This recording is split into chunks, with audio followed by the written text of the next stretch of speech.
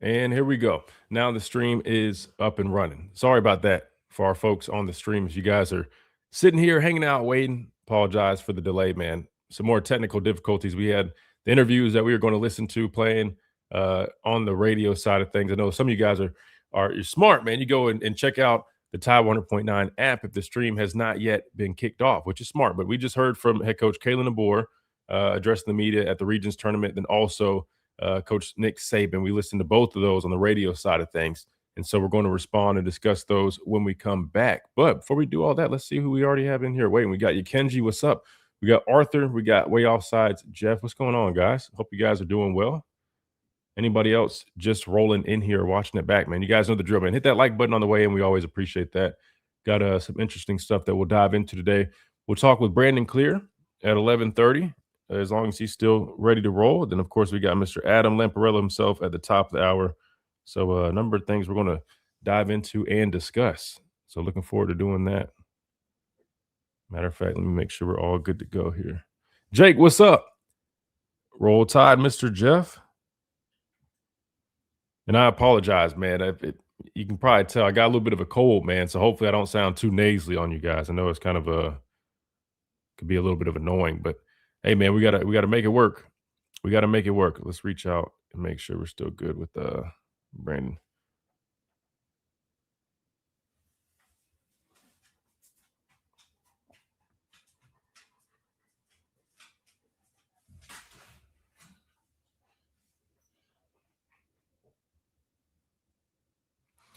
All right, good deal.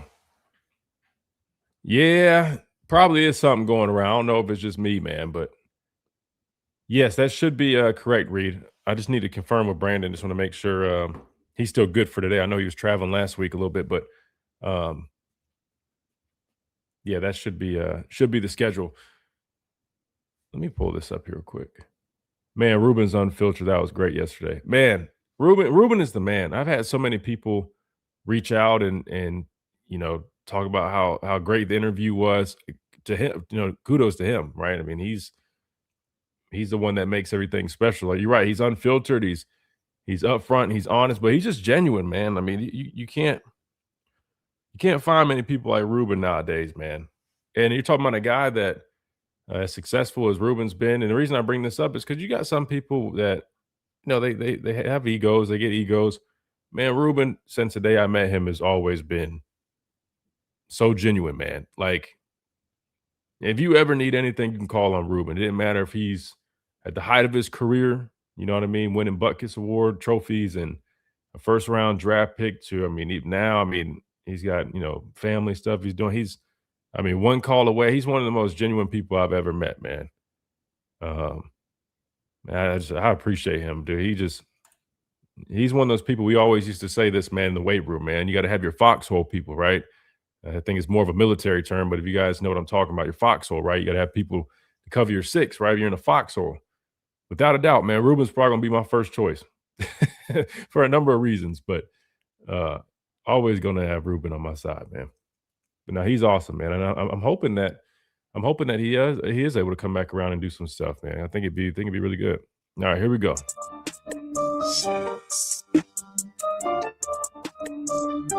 And welcome back into this Thursday edition of the Miller's Edge, Tide 100.9, 1230 WTBC. We just heard from head coach Kalen DeBoer and former head coach Nick Saban, both at the Regions tournament where they were going against each other, Reed. There's a little bit of a competition, right? That's why I got the stream title the way it is. Now, this AI is getting a little out of control. If you guys haven't seen the thumbnail, it's pretty dope, man. You got the two of them on the golf course kind of head to head. Now, I don't think it was that deep or that serious, but still, we had to make some fun and some light with it. But let's just do this, Reed, for our folks that are watching on the stream. Now, our radio listeners, you can either come join the stream or you can just pull this video up. They always record all the swings, right? And again, not every single swing, but it's probably one hole where they record all the coaches taking their swing. So it's always interesting to me. Granted, I mean, I think all of these gentlemen have played in this tournament at this point. Maybe Stephen Pearl, Bruce Pearl's son, maybe was his first time playing in it.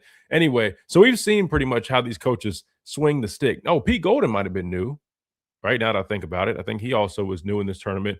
Really cool to see so much familiarity there, right? Kirby Smart, Pete Golden, two of my former defensive coordinators, of course, Coach Saban. my former head coach, and you got Coach DeBoer, who's the current head coach. But I'm putting this on the stream right here, Reed. I want you to judge these swings real quick, and for all of our stream watchers right now. Coach Saban, it looked like he kind of went wide right on that one. Unfortunately, the one they got. You got Coach DeBoer swinging pretty smooth. I'd say his is probably okay. Stephen Pearl's is nice too. Coach Oates swings like the guy that you just bring to the driving range for the first time, doesn't play a whole bunch of golf. Not trying to get on Coach Oates, but just being honest. And I think Coach Saban just might have had a little bit of he needed a mulligan on that one. Whose swing are you taking, Reed? Who you think's got the purest swing right here in these clips? Just based on the like small sample size I'm given, Christian, I might actually have to say Coach DeBoer, because his just like it may not like go the farthest, but like his just swinging motion was just so pure, like as we just saw there. Yeah, it's smooth. Now, Stephen Pearl's isn't bad either. A little bit different. Pete's not bad. Pete looks like he's trying to whack the hell out of the ball. But you're right, Coach DeBoer's got that nice balance of just smooth, pure. And honestly, that's the way you should play golf. That's one thing I've learned. I've always been a guy. I used to want to just whack the heck out of the ball. That never goes well. My shots normally look like Coach Saban's when I do that. But when I'll sit there and be playing with some older gentlemen, right, who are, probably 50, 60 plus. I watch them and they literally just have the softest swing, Read, and they end up driving about just as good as I do, and I'm swinging a whole heck of a lot harder. It's just crazy when you think about how golf works. Golf is one of those sports, man. Like, it just takes so much to it. I respect guys that do it at a competitive level. I know a few guys that play professionally, and the fact that they can sit there and be as good as they are, it's humbling, right? Because I'll have a day, Read. I don't even know what my handicap is or what it would be, but I have a day like if I par a hole, I mean, I'm fired up. I mean, I'm talking about like I remember that from the way back. I'm like, man, I made a par, and then I played in a tournament. I think it was with the Crimson Sports Marketing Team several times. I was paired up with Kenny Claycomb, who's a member of our golf team. I think he's playing professional now. And you talk about a humbling experience. I mean, he was just leading the team. Now I helped out a little bit with our putts. We might have played maybe one of my balls, maybe one. But then you play with these guys that are like professionals or play in college. You just realize, man, it's impressive that these guys are so good and so accurate. I think Coach DeBoer had a shot that was within several feet of the pin. So I mean, he must get out and play a little bit. Now I don't know how much time he has to do it. I'd imagine he's pretty busy of a guy, right? Being the head coach at Alabama, but seems like he takes the time to swing a club here and there because at least judging by his form. They did Coach Saban dirty, though. They should have chose a different video for him on that. What do you think, Reed? Why'd they choose the one of him kind of shanking it to the right? I was gonna say, like, I'm looking at like even Nate with like Nate's swing's not the best, right? Not the best is very generous of you. I know. I'm trying to be nice here, but like even like Nate's swing wasn't like a full like shank. They kind of did Coach Saban wrong there. I'm not gonna lie. Coach Saban might have sent somebody to the hospital if there was a crowd to the right there. I mean, that was – but to be fair, I've seen a lot of other clips of Coach Saban golfing, and he normally is pretty smooth with it. So, I mean, listen, I'm just telling you, if I had to play in a tournament with all these people watching, like the tournaments I've played in, you don't have these crowds like this tournament. I probably would get nervous because golf is one of those things that's like all eyes on you. You know, football, you got a helmet on. You got 10 other guys on your side of the ball, then another 11 on the other side. Yeah, you're a little bit more protected, man. You go out, you're about to drive a golf ball with everybody just sitting there watching cameras on you. Brother, if you mess up, you mess up. I mean, it's you're in the spotlight. Anyway, I just thought that was, interesting. But to the point that I want to bring up about some of the things that have come up in the media since the tournament. Again, this one was kind of interesting because we always hear this, at least I feel like this comes up like every offseason, Read. You know, people they're interviewing Coach Saban and they always ask him, oh, do you miss it? You know, do you ever think about coming back? I feel like he's going to get that question probably. Let me change my word. He's probably going to get that question for a very long time. So it's not going to slow down. But normally when I feel like I've heard him ask this question, Read, it normally sounds kind of like, you know, I'm doing what I love. Or, well, he don't word like that. He's like, you know, I miss the players. I miss the camaraderie, but I enjoy this, that, and the third. But I feel like his answer this time around felt a little bit interesting, Reed, and here's why. Just the way it sounded was kind of like, well, he always brings in Miss Terry, right? Which we know she's got to give the stamp of approval. Like that's you know what I mean, that's a given. You got to have that. But this time he was like, well, I mean, I would have to commute, which is almost like, man, it sounded like the door was kind of like crept open just a little bit. You know what I mean? I'm like, that's obviously not going to happen. Like we all know, I'm just trying to make fun of this.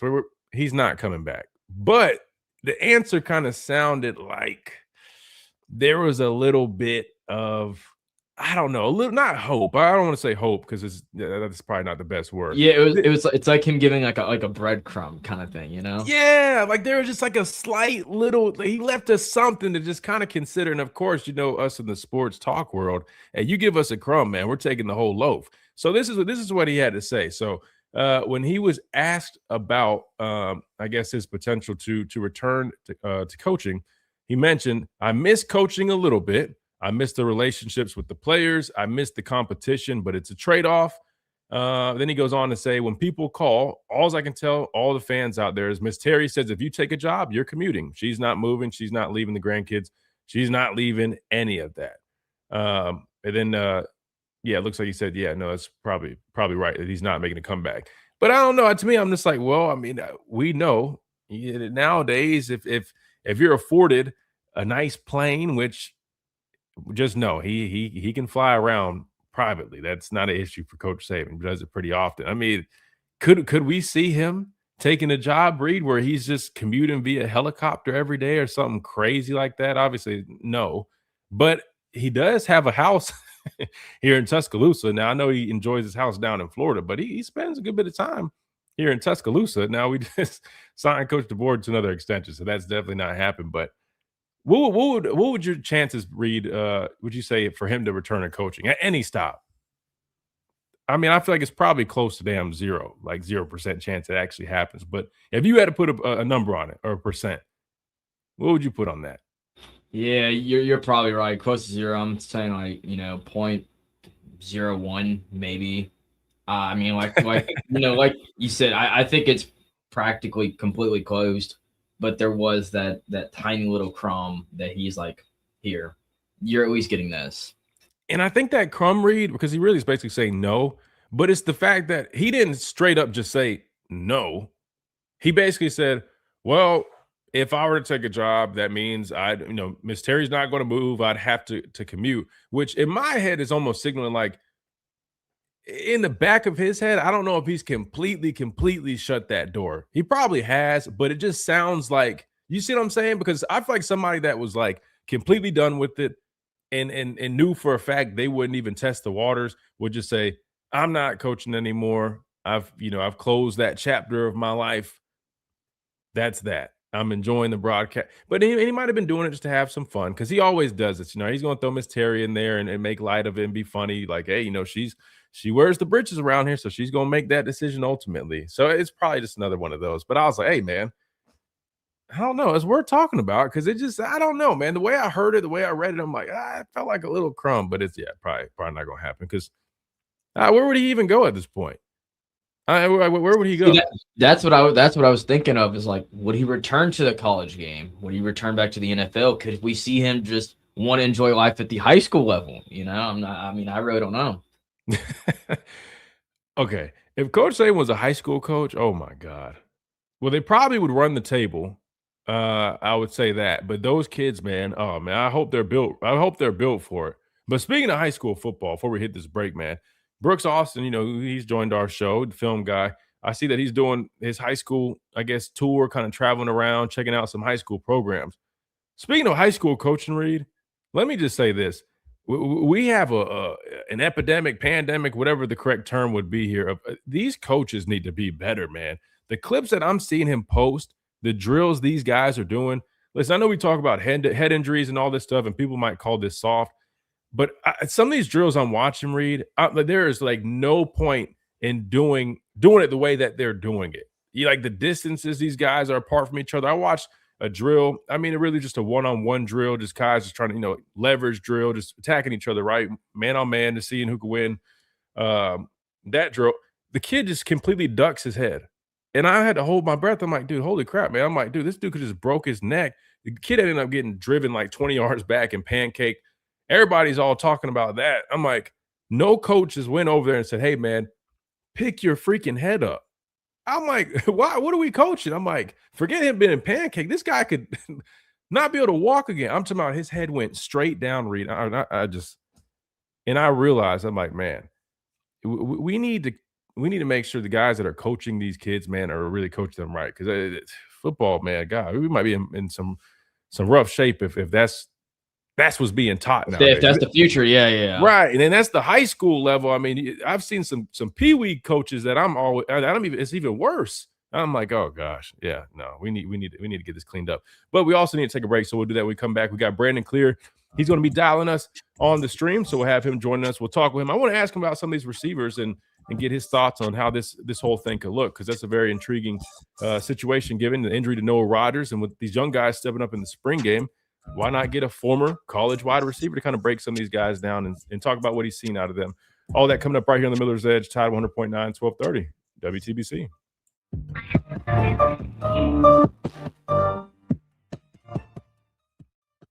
Do you have cracks or potholes that are dragging down your property's appeal? Hey, all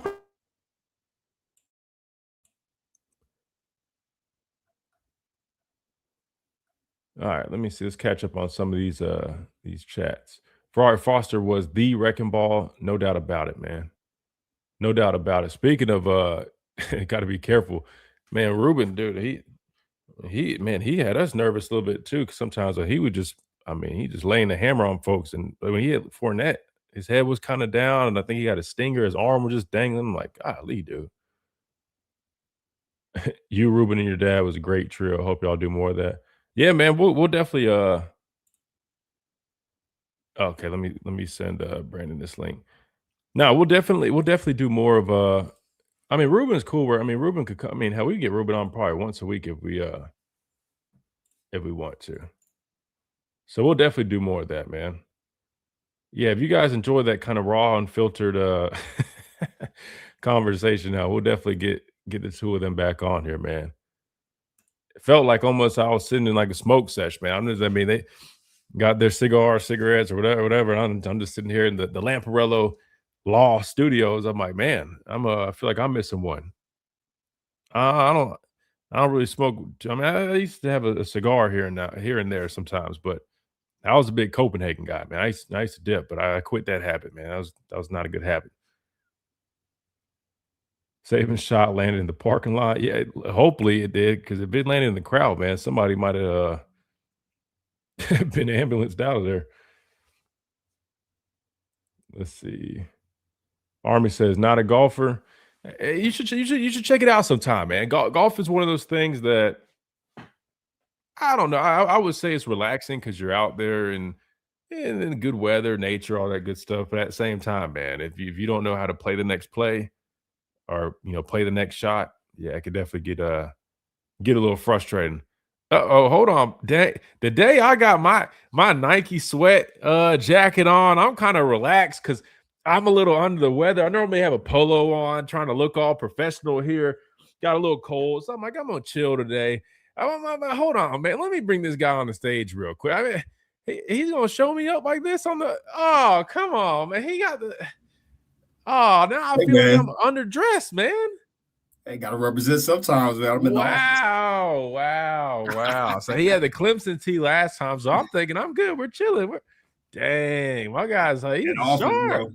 Thank you, sir. Dang, yeah. I show sometimes, man. Gotta let him think I'm working.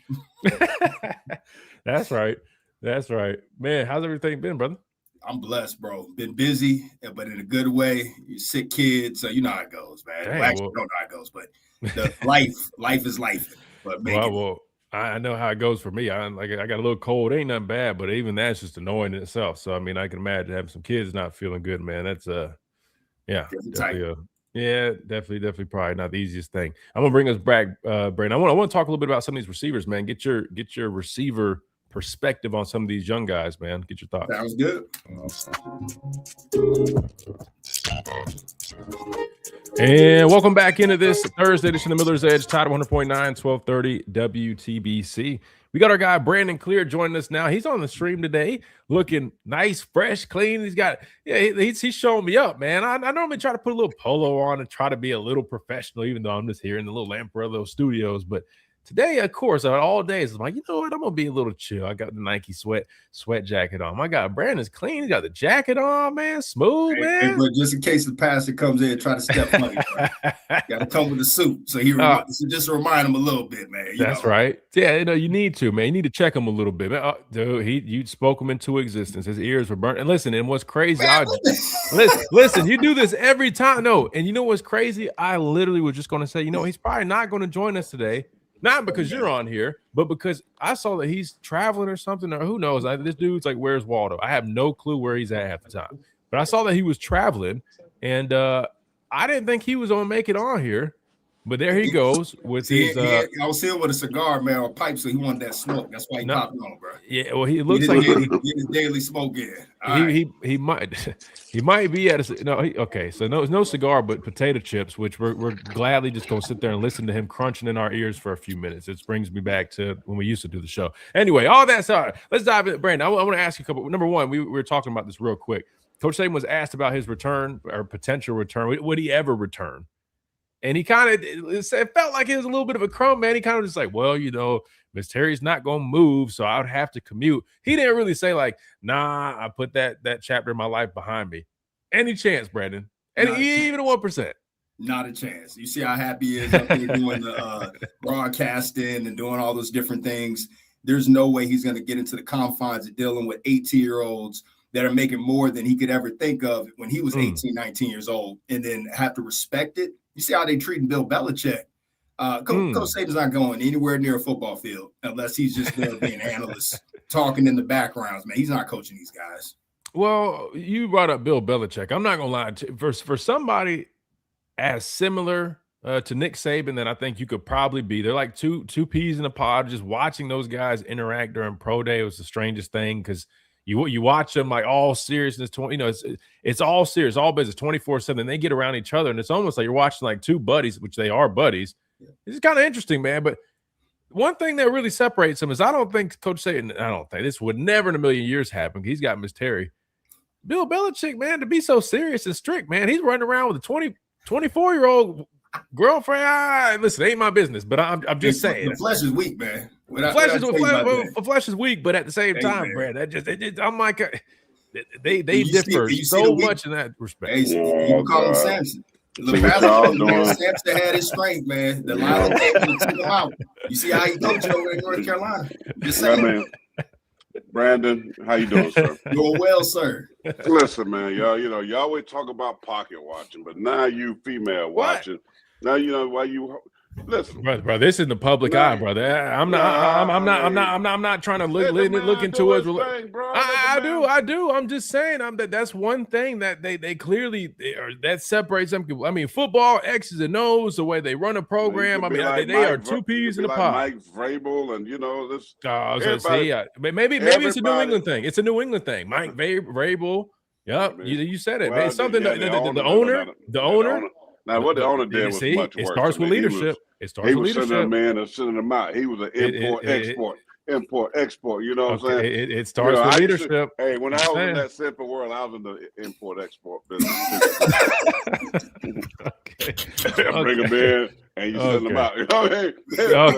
Anyway, Lord forgive us.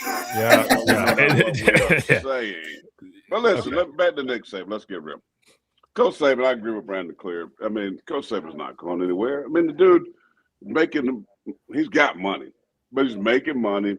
He's got his wife settled. He's got his grandkid. I'm sure he's all about that and the future of the grandchild and probably starting to play sports and all that. He want to be around to be able to do that. You don't want to deal with this headache. This is a true headache right now. Now, you're talking about adding years to your life. I mean, the dude in his 70s, you don't want to be adding years to your life at that age. I mean, if you're 35, more like subtracting. Or subtracting, excuse me. But the thing is, you listen, he would be a great ambassador. I think he should be the ambassador. He should oversee it from an office in, who knows, Birmingham, New York, wherever they want to put it, and let him come up with the guardrails that's needed in college football and athletics, and let him do it from that standpoint. He's not going to recruit no more. He's not promising mama playing time and son playing time, and we can give you 800,000 or whatever. He ain't getting into that ball game. So, yeah, people want to talk about it. People want to, it's a good talking point as we head into the dog days of summer. But let's be real about it. Nick Saban, nah, bro. He's been there, done that. Why would you even think about doing this? Why? No, well, and I like everything you're describing about him being the commissioner, right? The overseer of college football. Here's the problem, guys. He went to Capitol Hill, spoke very genuinely, talked about some of the issues that we're experiencing in college athletics. And what do you know? The whole world outside of Alabama's fan base pretty much turns on. They say, oh, he's mad that other schools now can do what he had been doing. He just doesn't want other people to have the success he had. I mean, it's the craziest thing. So unfortunately, people have that silly mindset. Like, this guy's trying to gatekeep and hold people back. Like, come on, man. This dude always has tried to – he's warned people about this before. And they act like he wasn't navigating NIL. Guys, I mean, we brought in Jahmyr Gibbs. Absolutely. Jermaine Burton. Correct. From Ohio State. Jameson, thank you, who just filed a lawsuit against NCAA. I mean, come on now. I mean, like, this guy, we had like he could not navigate NIL. Come on, guys. Well, I got one quick solution for NIL. Go ahead and make those salaries public. See how quickly you want to manage inside. See how quickly those people turn on one another. I'm looking at the three of us. I'm putting in work.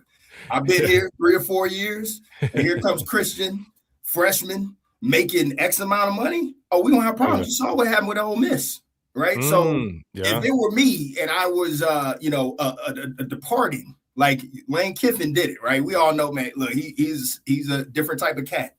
He leaked those. He leaked them because he wanted to get some of those people off that salary. Hey, man, I was fighting for you. All of a sudden, this guy Golden takes over and he's changing up your salary. I'll take care of it. That's what they're gonna do. You just pit the guys against the programs. And so if I were running NIL, if I were the commissioner, I said, deal one, every school has to post the salaries. It's not. I don't know why this is not a PII, right? It's not private information. You're at a public institution. I need to see how much money you're making. These NILs, everybody needs to know. So whenever somebody making a whole bunch of money and I'm balling and I'm looking at the coach funny saying, well, why are you all paying him and I'm the one that's producing? So go ahead and put the onus on these programs, man. Post it up. If you Texas, you put up all this money, show it. I agree with that. And I do too. And I think Courtney Morgan probably would as well, given he mentioned that he believes there should be a rookie cap, or I should say freshman cap. It just feels like one and the same at this point. But I agree with them, and I think that would help out with what Brandon's describing. I've talked to some of these guys, and they've even made comments about that. Of course, they're not going to say that publicly, but I've talked to guys, especially earlier on when it was coming in, and these guys that have been there 3, 4, sometimes 5 years, they know we just signed a 5-star. This guy's been waiting his turn. This guy's been doing things, and he's a senior now, but he's making X. This guy comes in making Y, which is probably double of X, and it's like, whoa, he's not even going to play snaps this year. That's it. I've been putting the work. Yeah, that's a problem. It's a major problem, and I used to be like that even in the pros. I mean, it's you've been putting in the time. You come in like me as a 6th rounder, right? You got to climb your way up the chain. You work your tail off, and then here comes a rookie comes in here because he was decent in college. It was 1st, 2nd round, and he's gonna have a salary that's equal or more than you. That's why veterans hate it, young guys, because you haven't earned the right to make this kind of money. Absolutely. Same thing in college. So I was talking to this coach at Coastal Carolina, and he's like, man, we don't even pay freshmen because they were recruiting a young man from Columbia that I know, and his father's a pastor, and the guy, one of my friends here at the cigar shop, trains him.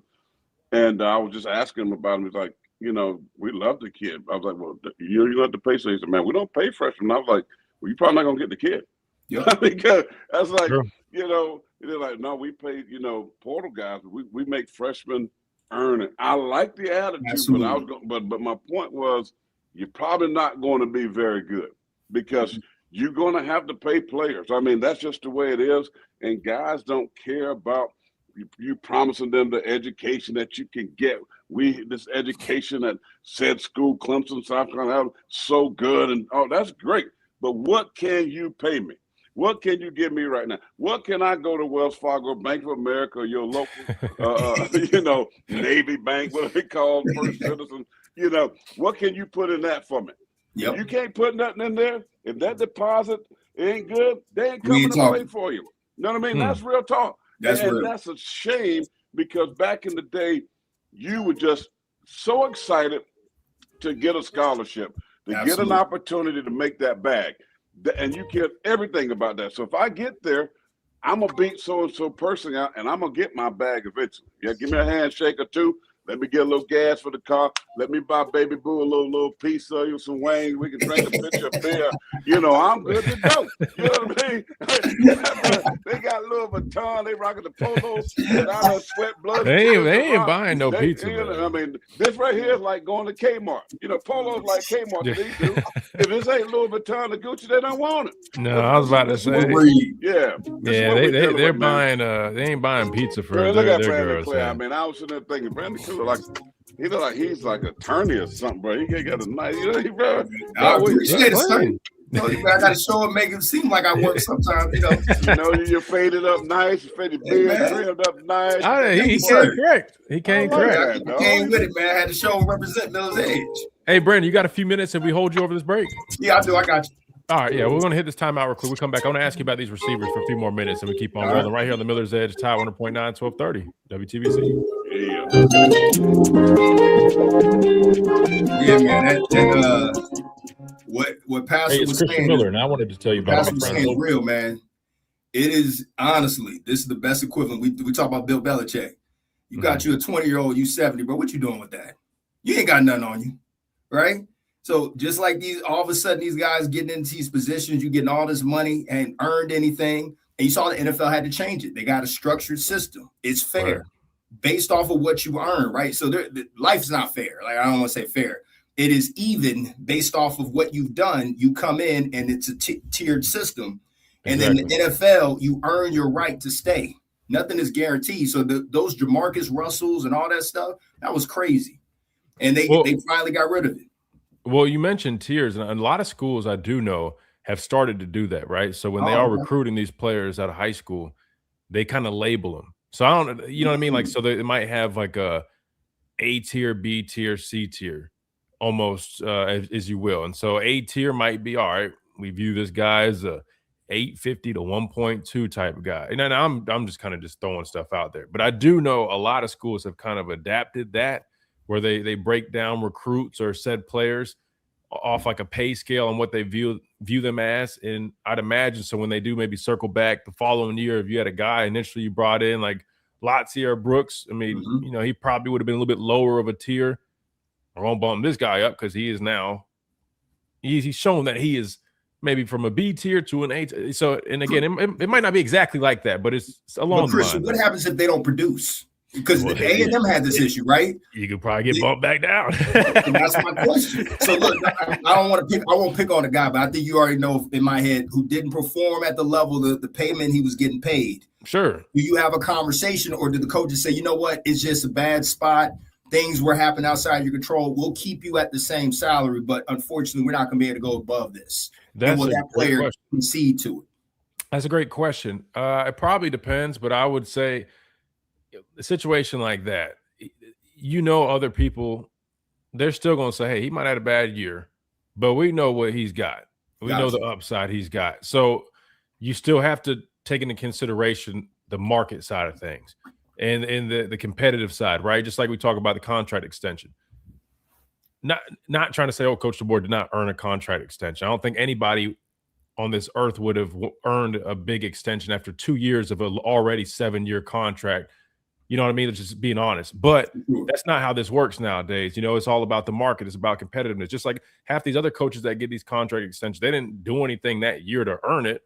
Just one of their counterparts or somebody else got an extension, and now it's, hey, we want to keep this guy. We want to retain this guy. So I think that also comes into play too, where a guy could have a bad year where if you're not worried too much about the outside trying to poach or come in there, then you maybe have that conversation. But I think majority of the time that ends up being a factor with some of these guys that are a little bit more of a, I guess, higher status, if that makes sense. That makes complete sense. And that to me, that's reasonable. That's a sound line.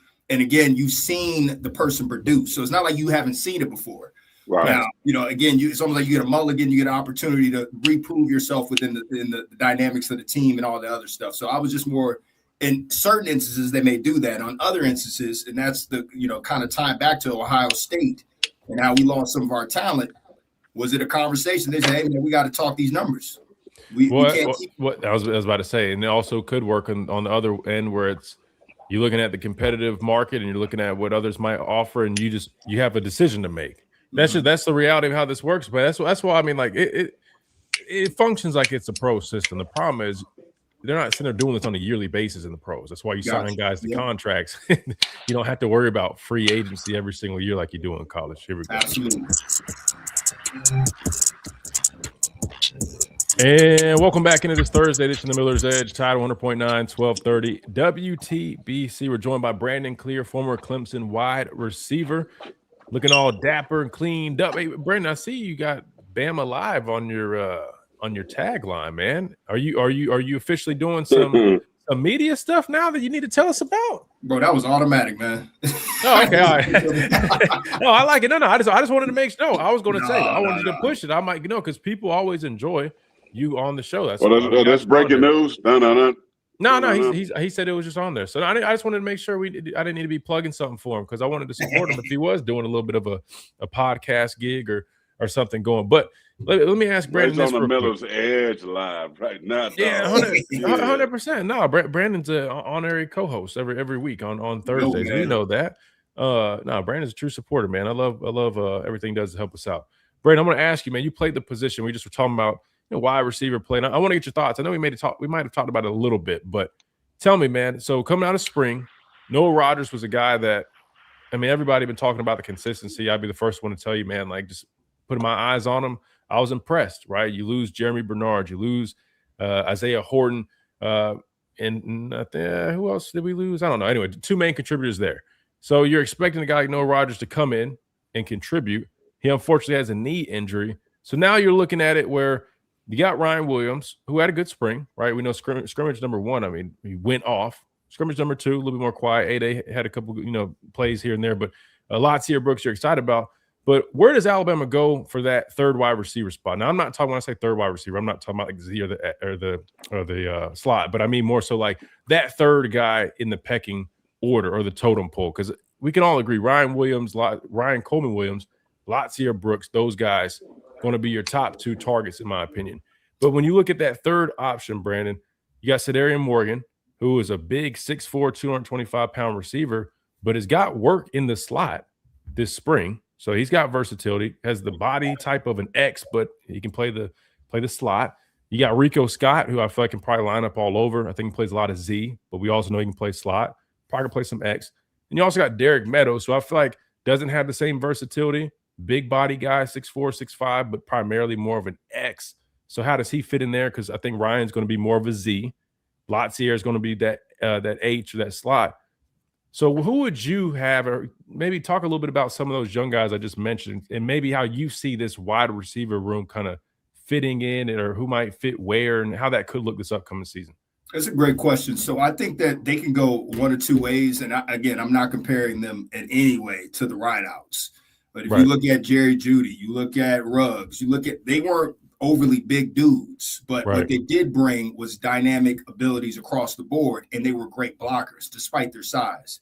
The challenge I have with this group is I haven't seen them, as specifically Ryan and Lottie. I think Lottie has a lot of opportunity this year. I think he's going to be a 1B to Hollywood.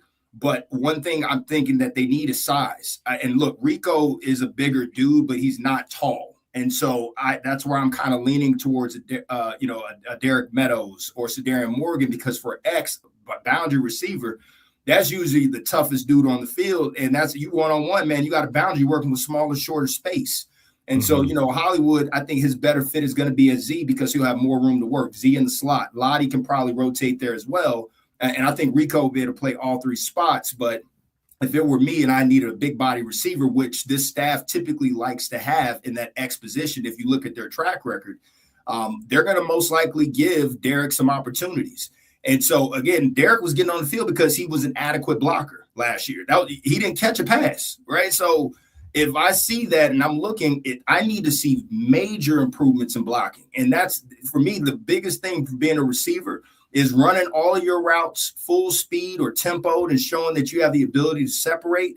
And the second, and again, this is not even second, the most important thing is to block, because that shows me that you're a competitor, that you have a willingness to be able to put yourself on the line to ensure your teammates have success. And that's when you turn on the tape. I'm telling you, I was watching the highlights of Mac Jones' first start. Watch how those receivers were blocking for one another. I was like, that's just something you can't, that's not something that you can even replicate unless you just truly have a genuine sense of, I want to be a contributor. I want to make sure I'm benefiting myself and my team, showing up the best I can. Devontae Smith is one of the best blockers on that team, and he was $150.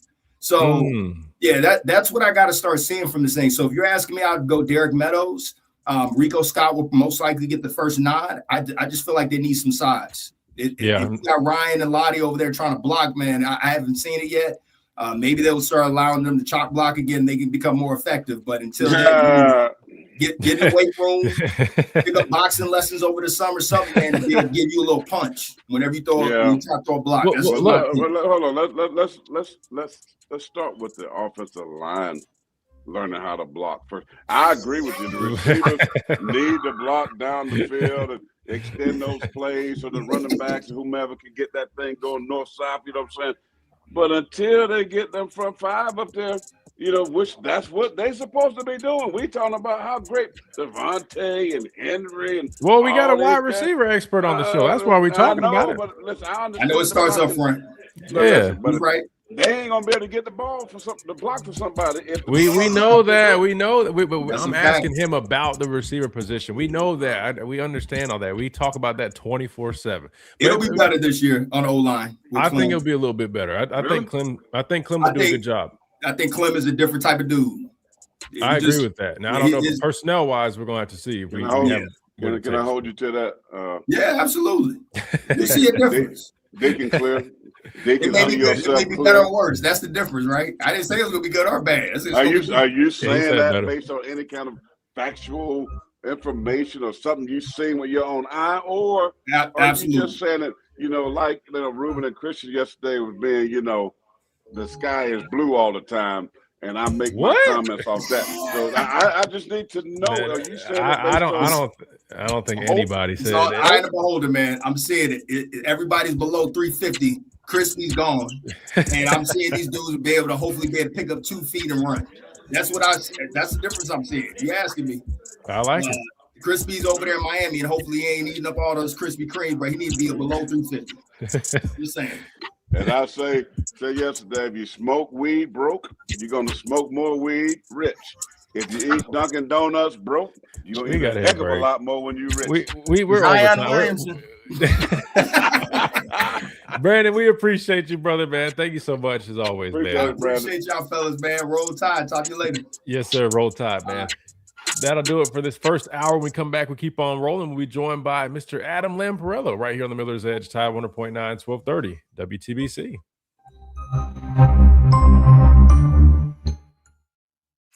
WTBC Tuscaloosa and W265CG Tuscaloosa. All right, let's get Mr. Lamparello on here. Boom, there we go. Mr. Adam Lamparello, talk to me. How are you this it's afternoon now. This afternoon. I'm doing great, guys. How are you doing? We're think we're good, man. I'm trying to go ahead. Oh, I was going to say, so when I opened my firm, I didn't realize how incredibly overwhelmed and busy it would be, but I will get back to contributing starting next week and being being more present. So sorry about that. I've just been trying to deal with business and everything like that. No, you're good. No, listen, if you ever need to take a week off, you just tell us. You're fine. I promise. No, listen, you got to take care of business first. This is just to have fun and talk about the business, but I'll take care of the talking about it. Baby. Make that cheddar. Absolutely, man. No, but that's a good problem to have. I'm glad to hear that.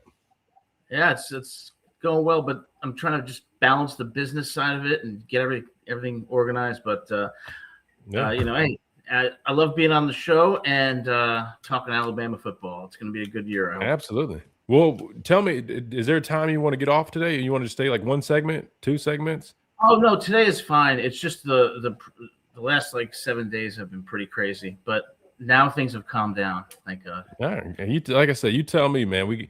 Whatever we need to do to help you out, man. I don't want you overextending yourself, man. Like I said, I hold us down on this end, man. But no, I appreciate that. Absolutely. Are you back? You still in New Jersey? You back in Georgia? Yeah, I'm still in New Jersey for about another week, and then I'm going to be heading back to Milledgeville in the great state of Georgia. Well, the so-so state of Georgia. I like Georgia. I mean, I'm trying to think. Atlanta. I'm trying to think of where else I've really been in Georgia outside of just Atlanta and maybe surrounding areas. I don't know if I've ever really. I mean, I got family from other parts, but I ain't never really. I live about an hour and a half from Atlanta in a very small rural town called Milledgeville, and it's not my favorite town, but that's where I taught for 5 years. I'll be moving back to Jersey in a few months. And living near the Meadowlands, where Corey, if you remember, you sacked Randall Cunningham. I was there. That's Adam's spot, man. You can't take it. You can take Adam out of Jersey, but you can't take the Jersey out of Adam, man. Adam's always gonna the Meadowlands, man. What does that name stem from? What is like? Is there like some history to it? Like where'd that come from? That's a good question. I'm not sure, but now it's not called the Meadowlands anymore. It's called the MetLife Stadium, and there's a big mall next to it. It's not as a little bit different, changed a little bit. Yeah, that unfortunately happens. Let me show you guys this while we got a couple more minutes, man. I know my dad's a big golfer. I think Adam, you said you don't golf a whole bunch, man, but we had the luxury of checking out the swings of the coaches at the tournament yesterday. I know somebody mentioned the thumbnail. Yeah, the Regions tournament, they're, teeing off against one another. I think they're pairs and whatnot, but any of those swings stand out? Now, Coach Saban probably took somebody's eyeball out with that one. Is that Kirby Smart? Yeah, Kirby. Kirby's the best golfer, I think, out the group. How about Nate Oates with that one right there? That looked like Charles Barkley on steroids. I would say, Saban, good, particularly for his age. Kirby Smart, good. DeBoer had a good, His looks smooth. Nate's just he's a little tight, man. Too tight. Nate's tight, yeah, tight. He might need to head down to the training room, get stretched out a little bit, man. Yeah, Coach caught the top of that club right there, on top of the head of him. My girlfriend used to work at North River Country Club, and we lived in Tuscaloosa, and Saban would golf there all the time. And she said he was always nice to her, but he would get mad if people would come up to him and say stupid things. And I said, well, of course he would get mad. I mean, he doesn't want to be bothered. But that's definitely that's him for you, man. He'll be nice if it's a simple kind of hey, but as soon as you just say so, I can totally imagine the face he make. Like he's not going for that. Other than that, though, he's pretty approachable. Those golf swings remind me of the one time I played golf about 10 years ago. And I was so bad that the party behind me was yelling at me because I was slowing them down. So Adam, I'm sorry. Yes. Got the left. Are you gonna be in Atlanta? I'm about an hour and a half from Atlanta. I'll be back in about a week, a little less than that. Is the golf tournament it's on May 5th, right? May 18th and 19th. We got my buddies from the band is hold on, I'm gonna bring us back real quick. Killer band coming. I'm coming. And welcome back into this Thursday. This is the Miller's Edge, Tide 100.9, 1230 WTBC. We just finished up with Brandon Clear. Got to talk a little bit about the wide receivers, man. I always like kind of getting, the expertise of somebody that's played the position, and really interesting thoughts from Brandon himself. So we appreciate him joining. And of course, we now got our guy, Mr. Adam Lamparello, here on the show as we do every Thursday. Don't forget about the new website. We've been talking about it. It is officially launched. I'm going to throw it on the screen real quick so you guys can see it. Let me go back and make that bigger. But Lamparello Law and Lamparello-law.com is the name of the website. I wish that wasn't so wide right there. But you guys can hopefully see that. They got all the information for you right there that we talk about. Again, they're going to beat any competitor's price when it comes to not only representation, right? Criminal defense matters, NIL, academic misconduct, but also for all of you students or parents that have students, high school, college, graduate students that might need help with academic career planning, subject matter mastery, exam and test taking preparation. They've got all those services for you. Go to the website. They've got all that information for you. They've got pricing. They've got testimonials, all the contact information. 201-317-5115 is the number. You can get that on the website, lamparello-law.com, or the link to Adam's email, adam@lamparello-law.com. Let him take care of you, man. They're going to do it relentlessly. You hear the passion from Adam. Let them represent you in that same manner in which he brings that energy and passion right here on the show every Thursday. Again, that looks Lamparello good. Law. I'm looking at, driving like that river, Hudson River, West Side Highway, driving alongside. Just want to sing that song, like stop spreading the news. Yeah. Wait. I'm leaving today. Okay. You know I don't. You lost me on that one. But so that's New York right there, Adam? That's New York, yeah, and that's New York, New York, which plays after every Yankee game at the stadium. So yeah, the song is New York, New York. Well, that's why. I Listen, want to be a part of it. New York, New York. These vagabond shoes. Okay, all right. Thank you, thank you for that. Young Miller don't know about all that, but I said I knew that. I've never lived in New York. I mean. Yes, you lived in Jersey. You've been to New York numerous times. You might not remember it, but you've been there. Brother, I don't. Do you remember when you were 2 years old? I would be very impressed if you do. I remember had we used to call them plaits, instead of braids. I had little plaits in my head, and No. You don't. You probably remember a photo of you having plaits. Do you remember getting the plaits? What? Adam, all right. Let's keep going. No, let's go. Listen. So I asked this question earlier, Adam. I'll ask you as well because it's the thumbnail on the stream, and I know this is wishful thinking, and it's not happening. But Coach Saban was asked, I think, by Paul Feinbaum, man. All the media going on at the golf tournament yesterday in Birmingham. And, of course, they're going to ask Coach Saban this, man. Is there a chance you return to coaching, man? We asked Brandon. He said, absolutely not. My pop said, no, heck no, not happening. What say you? They asked him, and his answer was basically, well, Miss Terry's not moving. The grandkids are staying put. If I were to do that, I'd have to commute every day. So he's joking around, pretty much saying no. But I'm like, it sounds you don't have to commute far, because Alabama's right around the corner. Well, I was about to say, if it was Alabama, that's why I was kind of like, that was interesting the way he said that. He's got a house and he has the same house. Matter of fact, him and Coach DeBoer live like right next to each other, near each other. Like, I'm pretty sure they can probably see each other's houses. Just saying, hey, any chance, Adam, or you think that door is shut? He's just having fun. I think there is zero chance that Coach Saban returns to college football. And the reason there are a couple of reasons. First, I think he's genuinely tired, and understandably so. When you're coaching at Alabama for that many years with that pressure, those expectations, those hours, it's exhausting. The second reason is I don't think Coach Saban is particularly enamored with the current state of college football, the way that NIL is going and the way that players have changed. I think he's an old school coach, and he's the Bill Belichick, Bill Parcells type. And that did wonderful things for his players in the university. I don't think he would fit well in the current culture. And for those reasons, I don't think there's zero chance he becomes a college football coach again. However, if there is any chance of Coach Saban ever returning to coaching, I hearken back to his Miami Dolphin days. There is a 2 or 3% chance he could be enticed by an offer in the NFL. I kind of was wondering that myself. I'm like, college probably not. I don't think what do you have to prove in college? He's pretty much done everything you could do at the college level. But there's one mountain he didn't really climb, and that was the top of the NFL world. He coached in the NFL, but we know it's not really comparable to what he did on the college ranks. Well, do you think that ship's too far gone too? At this point, yeah. Did you just see what Pete Carroll, the mess he made with the Las Vegas Raiders?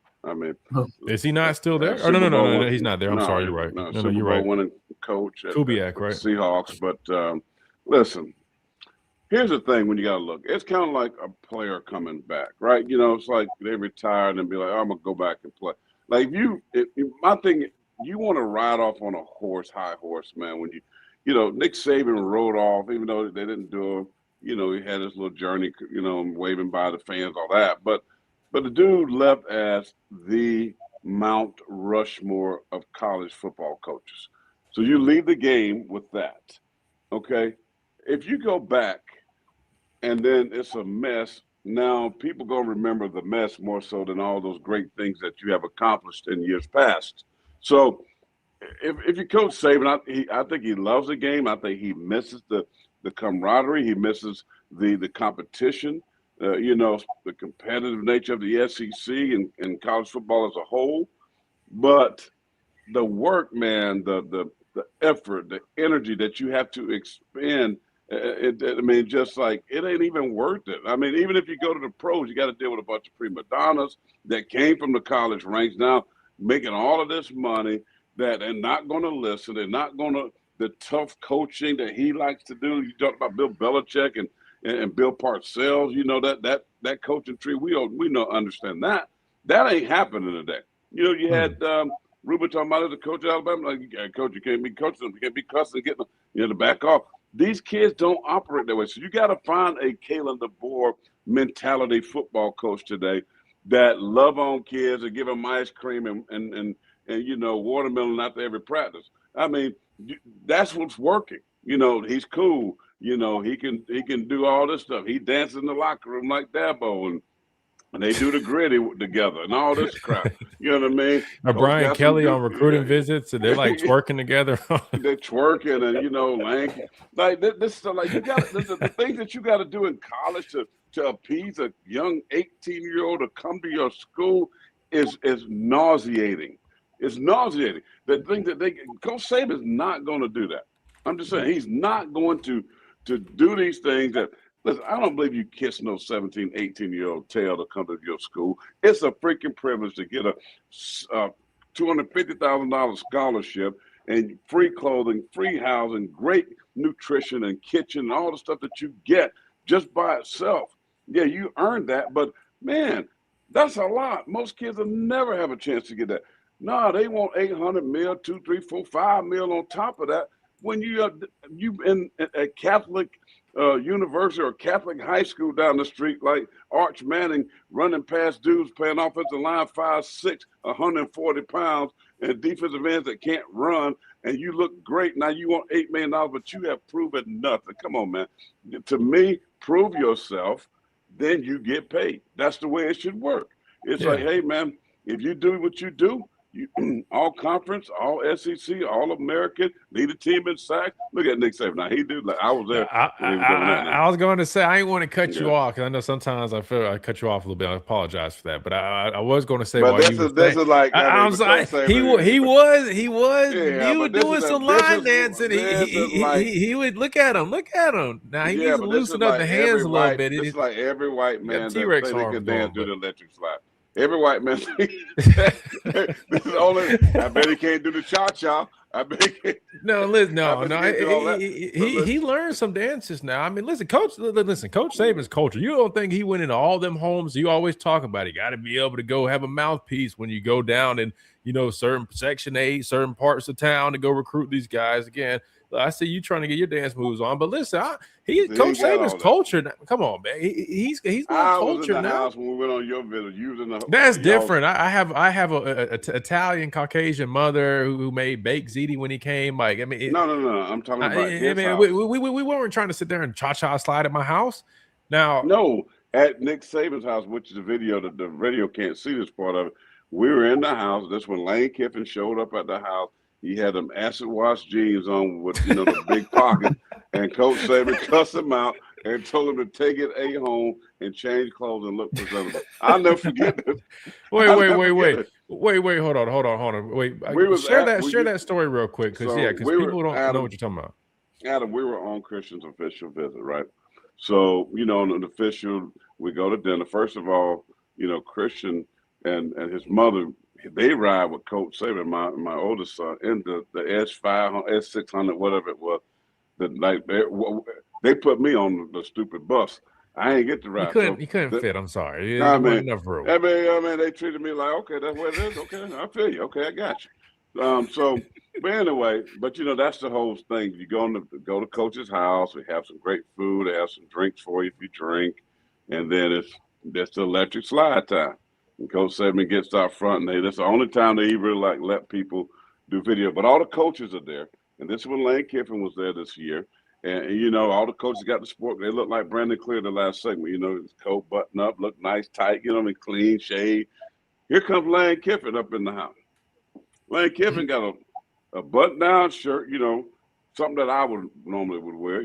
Out, not tucked in, nice shirt, fitted, acid wash jeans, and them jeans that used to have the big pockets on the back. I don't know what they call them, bro. And some little boots or something on. And he walks up in the house, and I tell you, somebody else was there. I don't know if I better not say it, because I might get in trouble. But it was a dude from Southern California, played quarterback for Lane out there back in the day. He was also there. But the thing is, so him and Lane come up in there, and Coach Saban sees him. And I remember he ripped, not in front of the parents, but I was out there with some other coach smoking a cigar. And, man, he ripped Lane a new one. Based on how he was dressed and how he presented himself in front of those parents, he made them go home and change, put a sport coat on. This is business casual, blah, blah, you blah, blah, blah. I mean, it was, bro, you talking about laughing, but this is how Coach Saban was. See, everything operating excellence, even in that. That's no harm, right? At least you're there. You got to do a little bit of that. You can't come up in there acid wash jeans and a button. Well, I mean, shirt. I listened. Well, if the code was a certain code, right? Dress Totally code. understand it. Business casual. Which I get, but at the same time, I also think there is a world, and I'm not going to sit there and try to tell Coach Saban how to recruit, because we all know, I mean, he did a damn good job doing it. But I also don't think it's that bad if a coach does dress down a little bit, where it almost could make some of the parents or the people there in attendance a little comfortable as well. Because let's call a spade a spade. Like, most of the parents aren't showing up wearing that attire either. It's more so he wants his staff to be all in accord and wearing the same, which I totally understand. I respect it. If I was a coach, I would be the same way. But I'm understanding now, like nowadays, you kind of have to, like you mentioned, you kind of have to do this. You look at Coach DeBoer. He's wearing like custom, like Travis Scott inspired shoes. You have to kind of keep up with the crowd. You know what I mean? You got to kind of be on the level of some of these young people that makes them feel comfortable. And I don't know. It's just part of it, man. I mean, Coach Saban ain't wearing no Travis Scott shoes. I can tell you that much. He always had them little loafers with to answer your question. little whatever they're called, little Quaker, like a little tassel on it. He wore them same shoes every day. Little them loafers, little 1965. You got to get some new shoes, dog. Who's your shoe guy? I mean, I think I know you do. He wore the same stuff even on the practice field. Adam, I don't know if you knew this. He wore the same tennis shoes every single day. He didn't change shoes. Right. Like, I remember, like, one year he finally got it. He used to wear like the dad Nike shoes, like, and probably because they had a little bit of a sole to them, probably gave him another inch or so. But then he, like, one year he busted out some new shoes, and I remember I kind of was like, "Oh hell no, man! Put the old shoes back on." Like, it was working. Like, but Nike issued him some new shoes and finally changed it. But yeah, he don't change much of anything. The point of we cut up, but the point of it is that ain't gonna work no more. Like, you need to be in tune with Gucci, Louis Vuitton, and all this stuff that these kids gonna want you to wear. I mean, he can't go out there with them little khaki slacks on and that little coat and the ugly tie he wears and think that you can't just do the electric slide no more. These kids probably don't even know what the electric slide is. So you got to do that. You got to do the new dance. So Kalen DeBoer, if you're listening, or somebody in the office, which they probably are, make sure you go to YouTube and pull up the latest line dance. I mean, maybe you go, where them fans at? There you go. There you go. Yeah. There you go. Cause you get them black mamas and them black mamas. Most of them gonna be black mamas up in there. You can't be talking about electric slide, but he turn on where them fans at, Adam Lamparello. Every black mama up in there, where them fans, they're gonna have their buns and everything going on, but where them fans. So if Kalen DeBoer can't do this, their recruit numbers gonna drop. Okay, Let me I'm stop. sorry, Adam. I'm sorry. I'm sorry, Adam. You know, at least you know how this whole thing goes, man. I mean, this is par for the course on This is this show, great. man. I mean, Hey, listen. this is great Hey, Adam, you stuff. know what a bun is when I say the black mamas with the buns? Okay. No. Okay. No, you well- actually will educate them after the break. We'll do it during the timeout, and we'll teach them about Wortham fans. But first, we got to hit a timeout. We come back. We'll be we'll keep rolling right on the Miller's Edge. Time 100.9, 1230 WTBC, man. Oh God. Oh, man. Coach Saban is Do you the have greatest- cracks or potholes that are dragging down? What's that, Adam? I say Coach Saban is the greatest of all time, but he can't dance. No, listen. I even that in that clip, I was shocked when I first saw him kind of do his little. Like, now it's funny because it's literally so routine. It's so fitting because everything he does is the same. If you went on any recruiting visit, it was all the same routine. Go to the house, they have the food, they play spades, they bring the cards out. Like, it's so funny because if you ask any other player whose parents went on, it's everything is exactly the same. They have the designated time to do the line dancing. I mean, everything is the same. Like, you can't make this stuff up with him, man. Like, from what he ate to it's crazy, man. I respect it. I mean, I'm kind of like that too. I eat the same thing every day. I eat eggs with spinach and oatmeal every single day. Been like that for like 3 or 4 years, man. So maybe he rubbed off on me. Yeah. I don't know. He ate those little Debbies, I think, for breakfast. Yeah. And I can't imagine the stress that he was under because he strikes me as a person who really wants to be in control of everything down to the last detail. And that kind of stress is just unimaginable. For him to do what he did for 17 years is incredible. But today, with today's kids are too concerned about their feelings. They're too sensitive. They are too coddled. And one of the greatest benefits, I would even tell my students this, that Coach Saban gave to his players was if you're in that program, you become a better human being, not just a better football player. But these days, these kids, they're so easily offended. They're so easily feeling unsafe and sensitive. And he could never deal with that, nor could I. Yeah. Well, times are changing, I guess. I mean, listen, I haven't been over to Georgia's practices, but I've seen videos of like somebody was like in the parking lot and you could hear Kirby screaming and shouting. I know he hasn't changed. So, I mean, I think there's some coaches that they still operate the way they operate. Like, I'll be honest, I can't really imagine Kirby changing a whole bunch. I'm sure he's probably changed some. And speaking of Kirby, I'm going to bring this up in a second and get y'all's thoughts on this. We're going to get back to some football talk here. We're going to get away from where them fans, right? I love to show you I can show you the dance, I guess, but I can't play it because we'll get copyrighted, unfortunately. But that is kind of like the new line dance a lot of people are doing. And Smitty, by the way, I eat grits, brother. Yes, sir. From South Carolina, we eat grits, but oatmeal is easy because you just do instant oatmeal. I'm just trying to You better come to my tournament then because we're going fish fiber. and grits. Fish and grits, Adam, if you come. Fish and grits. I'm coming. I just got your I'm coming. Do you eat grits? Do you eat grits? I know you're from New Jersey. There was a place in Tuscaloosa that had the best shrimp and grits. I don't know what the name of it is, but yeah, I did. Best not when I was in New Jersey. Trying to think of that who might would have been have that the place best over there. You remember that place you sent me a practice spot? Oh, on the water right there, upstairs. Another broken egg. Yeah. Oh, there you go. That's what it was. Broken egg. Dang, he called it. Dang, I didn't even think about that. They do have some pretty good shrimp and grits. Wait, Smitty's in Phoenix. Do they even eat grits in Phoenix like that? Yeah, they eat grits in Phoenix. They eat grits in Phoenix. No, they don't. There was only one eat place in like New that, Jersey man. that had grits, and that was the IHOP on 17. That was the only place in New Jersey where I lived because I could find some grits. And they knew me because I was the only person that I come in there every morning. I get me a bowl of cheese grits. And they knew I'm from South Carolina. South Carolina, it's only about 2 minutes away. And I used to go there all the time with my friends. But here in New Jersey, we don't eat grits. Steak, pasta, pizza, Italian heroes. And it's good stuff up here. Yeah, no, it sounds good. A little bit different than down south, but it definitely sounds good. And welcome back into this Thursday edition of Miller's Edge, Tide 100.9, 1230 WTBC. We're joined by our official lawyer here. Where are those fans at? That's right. On the show, Mr. Adam Lamparello.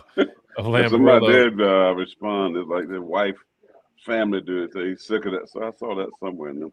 Where the fans are. I mean, that's a big thing going on. You know, like the trail ride stuff's coming back around. You know what I mean? A lot of people really do the whole trail. And anyway, we got Mr. Adam Lamparello here on the show, lamparello-law.com. Make sure you guys check them out. All your representation needs, criminal defense matters, you name it. And of course, even further, they've got you covered in academic career planning, test taking preparation. All you students out there, college, graduate, and even high school students, man, make sure you guys check them out. The rates they're better than anybody else, right? You can't beat it, right? So make sure you guys check them out. That's what makes them stand apart. And of course, all of the passion, the fire, the relentlessness that they're going to represent you with, better than anywhere else you'll find at Lamparello Law, lamparello-law.com. Fellas, I got to ask you about this. We were just talking about Kirby Smart here for a second. He was quoted saying this over at the tournament. And again, bunch of media stuff we're going to be picking apart over the next couple of days or so because it's just been so much. This is what he had to say. I'm going to throw it on the screen for you guys again. We stream every day. You guys can see what we're showing on the stream. If you guys want to check us out at The Miller's Edge on YouTube, on X, and on the Tide 100.9 Facebook page. Kirby Smart said this. I thought it was interesting. Our best Alabama teams. I'm going to go 12, 13, 14, 15. Now, he said our, and then I think he cut 15 off because he was gone by then. I would argue that maybe 2016 and heck, even 2020, even after I left, those teams were really good football teams too. He said, I'm going to go 12, 13, 14, 15 would beat the dog out of all these teams right now because they could practice different and were deeper. So I know what my thought is on what he's saying right here. I'm curious of what you guys think. When you look at those Alabama football teams, but you also see some of these teams now, like an Indiana football team that just ran the table, went undefeated. You look at Ohio State that just had, 11 guys drafted, 4 in like the top 12 picks. Clearly, they've got a lot of talent. I think I saw a stat that all of their defensive players from the season prior, I think were all draft picks. So there's still some good football teams in college football. NIL, you can go find good players. If you got the money, you can get them. What do you guys think about what Kirby's saying? You think it's to the extent that he's saying that they would beat the dog crap out of any of these teams, these current teams? Yes, 150% because of toughness, because of, listen, what he's saying to you is, one, they know how to practice. They can be challenged. They can work them hard. They can cuss them out. They can spit in their face, not literally, but, they're yelling and screaming at them, and they would respond.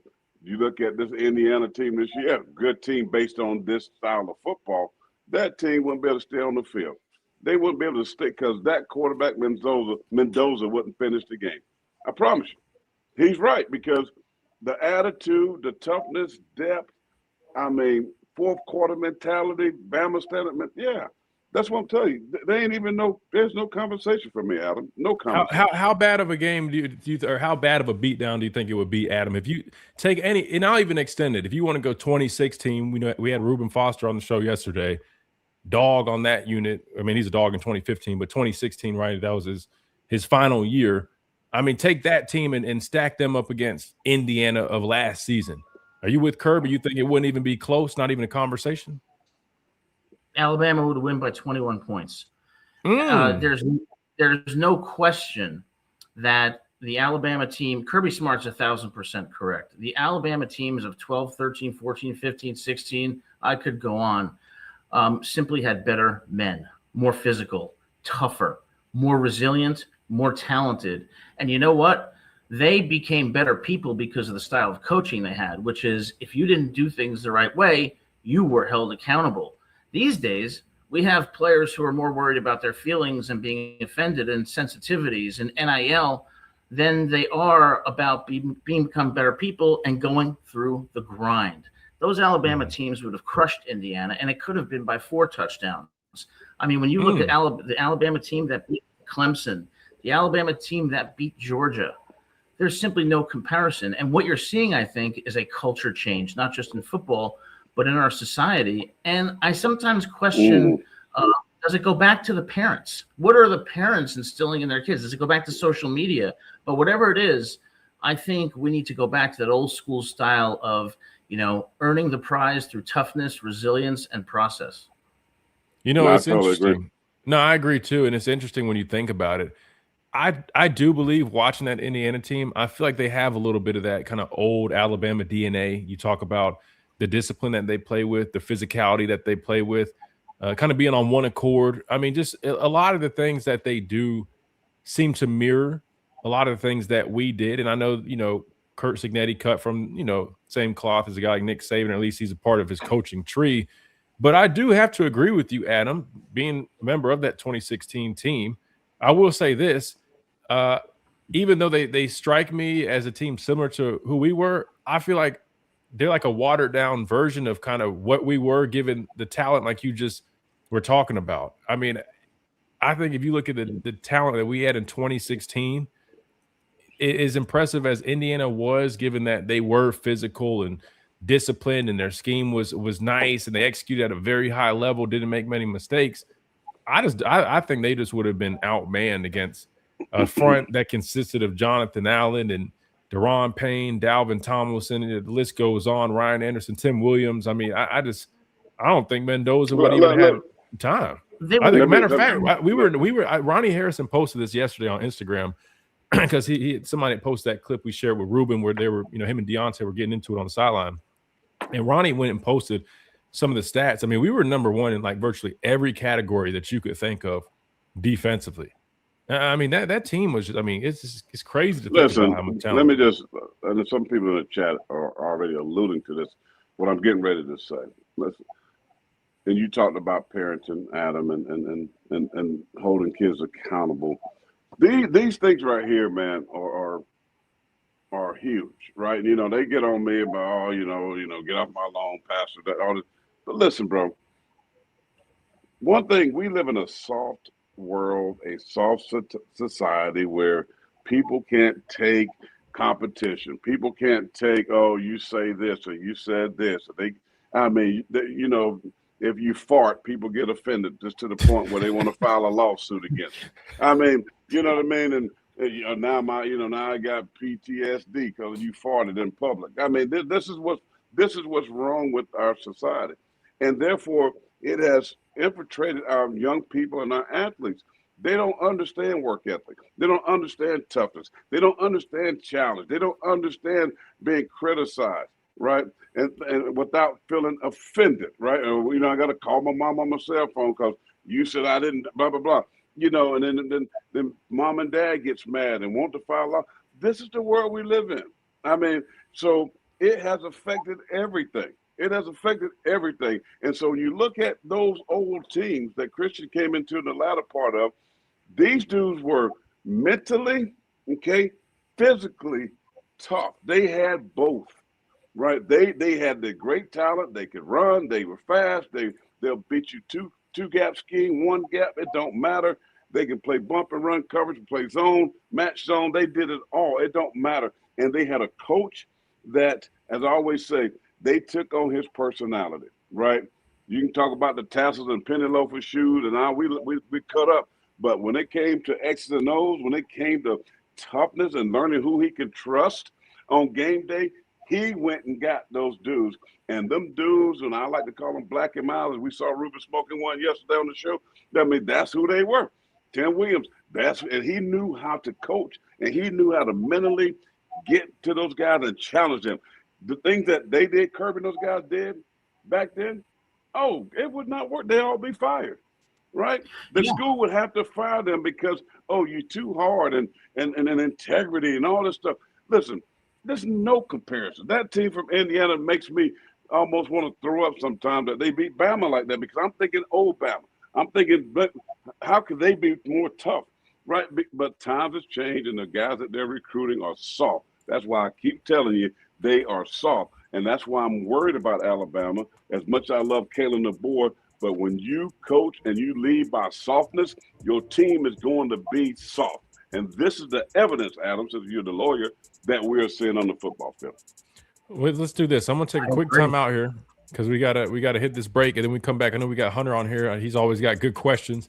We can see what Hunter has to say. Plus, there's another quote that Coach Saban had while speaking with Paul Feinbaum, I believe, and this one was talking about expectations, fan expectations, and we'll dive into that a little bit too when we come back right here on the Miller's Edge. Tide 100.9, 1230. WTBC.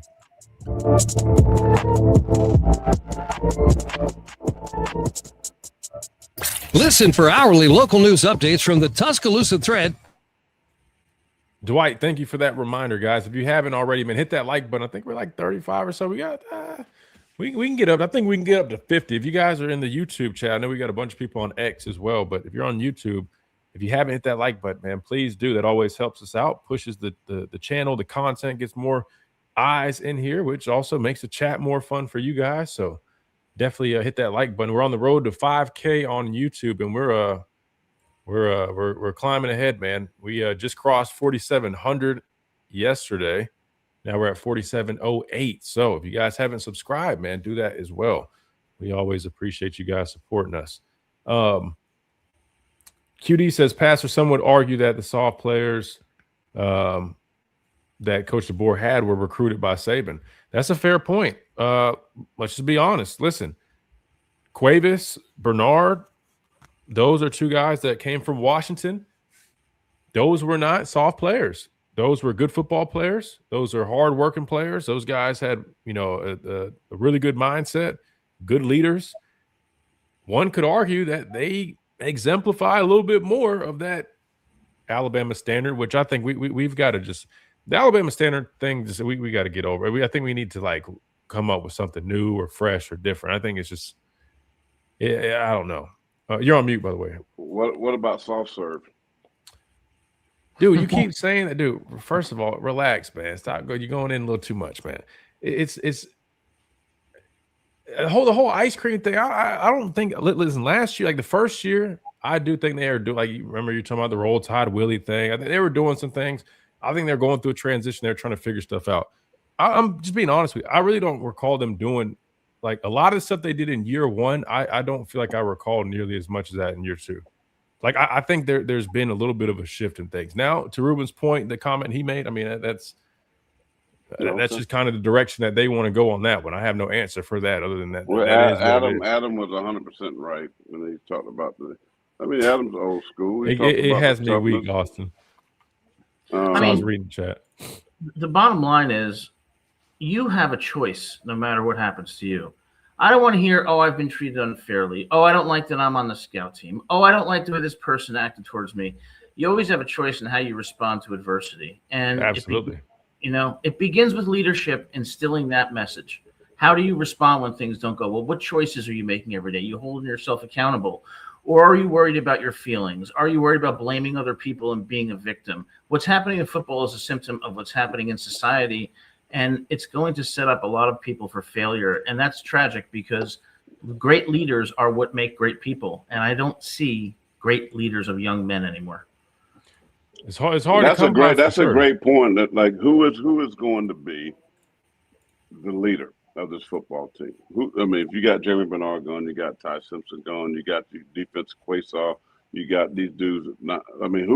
Who is the guy that you look at this roster, Christian? You around them, Who is the guy there that you say, man, this dude exemplify leadership skills and he's not going to let guys take plays off.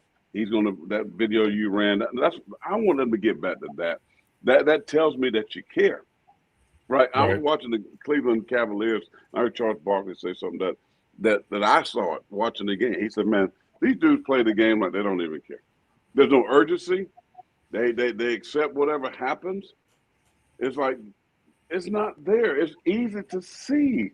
And that's all I'm saying about this team. It's like the lackadaisical attitude, the complacent attitude, to me, drove me nuts. And I cannot stand that. Because I coach one thing, I can accept getting beat if somebody's better than you and they tail off and beat you. You accept it, man. You chalk that L up and you move on. But when you don't put out the effort, when you don't play hard, when you jogging, when you're just it doesn't matter to you, you can't play for me. I don't want you on my team. I don't care what you ran the 40 in. I don't care what highlight tape you try to send me from high school. If you taking plays off, if you look at things and it doesn't matter to you, I don't want you on my team, period. No, I'm 100% in agreement with you. That's why I talked about last year. It was not about the number of losses. It was the manner in which we lost. Florida State, Indiana, Georgia in the SEC championship game. Oklahoma at home wasn't we had a lot of mistakes. We kind of beat ourselves, but 3 of the 4 losses last season were kind of what you're describing. And that was the most disappointing part. My thing is just we've already hit on that so many times. At this point, it's just a matter of what are they doing moving forward. That's what I want to see. Last year, this point was last year. How's it going to look this upcoming season? So I'm just trying to hold out and wait on that. I'm going to bring us back real quick, guys. And welcome back into this Thursday edition of the Miller's Edge. Tide 100.9, 1230 WTBC. He's holding up a cigar right there. Reminds me to remind you guys about our friends over at R&R Cigars. If you guys are in the market for those cigars, of course, check out the Mansion, 2703 Gary Fitz Street here in Tuscaloosa, or you can always go to that website, rnrcigars.com. Use that code Miller's Edge. You get yourself a nice discount. You got holidays coming up. They make great gifts. Make sure you guys consider that. But also, if you're coming down to R&R, hanging out at the Mansion, they got a nice porch when the weather's nice, which it is getting nice. You got spring, summer, all that coming up or is here right now. Plus, they got over 160 bourbons for you guys to try. Drink responsibly. All that right there at R&R Cigars, 2703 Gary Fitz Street, the official cigar provider of Alabama football since 2014. Hey, real quick, let's take Hunter's call. Is Hunter still with us, Reed? I want to see if he is. If not, no worries. He might have dropped. Did he? I can't see your face from up there. You can chime in if you want. Hunter, What up, guys? Oh, there he is. Hunter, what's up, man? What up, guys? How y'all doing? Good, man. Appreciate you being patient, man. Talk to me. What you got for us today? You left us stumped the last couple times, it felt like. No, so, see, I was looking at this last night. So, I was looking at stat-wise from offense, right? Mm-hmm. So, on the offensive side of the ball, what should be better stat-wise? Statistically? Like, what do you mean? Like, Yeah. what, give me, like, the options, kind of what you're thinking. You saying, like, running game, like rushing yards? Or are you talking about passing yards? Like, third down percentage and fourth down percentage. Like, I'll say this, like, we only converted on third down 41% last season, which is not good, right? Mm-hmm. And then on fourth down percentage, we only converted on 61%. Well, so I think, like, in those two areas, I don't, especially the third down percentage is not great at all. No, it's not good. And I can tell you one thing that people forget about is that contributes to that is actually first and second down and your ability to run the ball, right? So that sets you up on third down. When you can't run the football and you're throwing the ball a whole bunch, what ends up happening is if you're not being successful throwing the football, you end up in what? Third and long.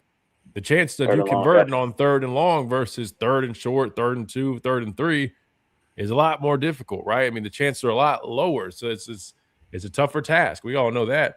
So I think when you talk about the running game, that should have a direct effect, right? There should be one of the byproducts should be third down percentage conversion rate should increase because you would expect if you're running the football more effectively, you should put yourself in more third and short situations.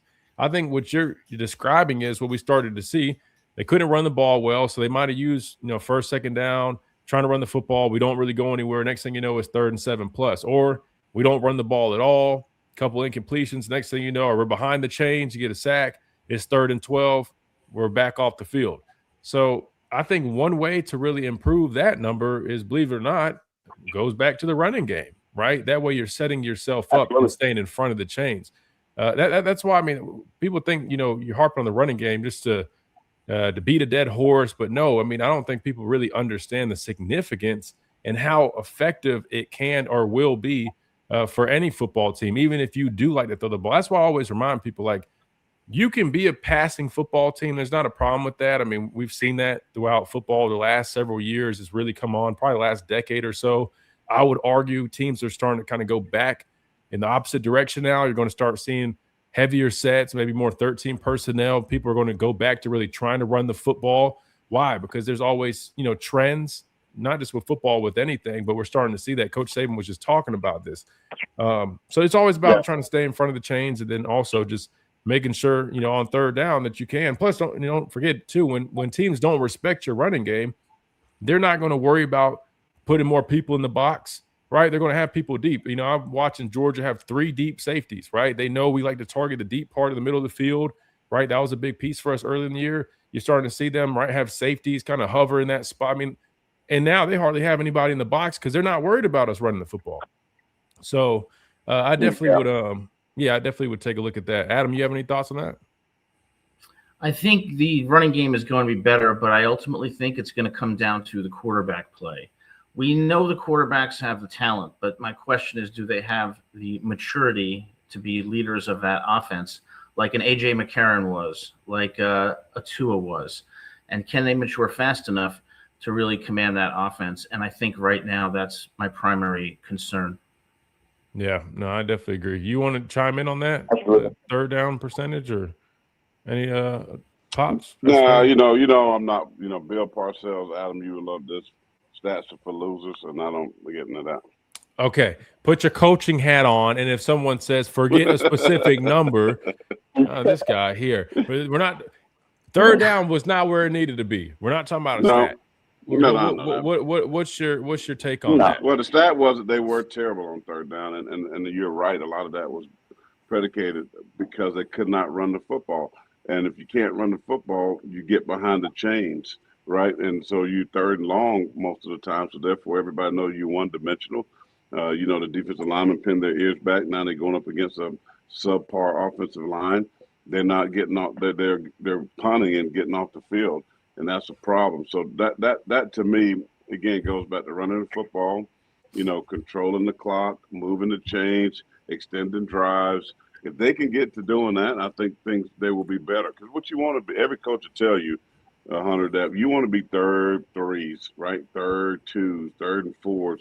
You don't want to get in third longs because now they come to eat your lunch. So, but if you can't run the football, you're a dead fish in the water, brother. Dead fish in the water. Absolutely. Always bounces back to the main issue at hand, man. Got to find a way to have a ground game at some point. Hunter, man, really good stuff, man. We got to hit this timeout. We're trying to catch back up, but I appreciate you, brother. Thank you for being patient and always appreciate you calling in, man. Yes, sir.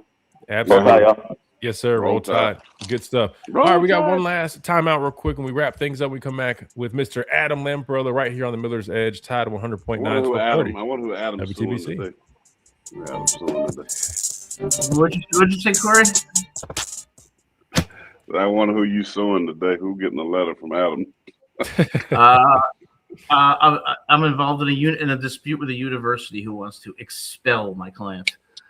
So we have a meeting at 3 o'clock. Oh, we need to let you kind of get ready to start doing that. Let me I think he's probably already ready.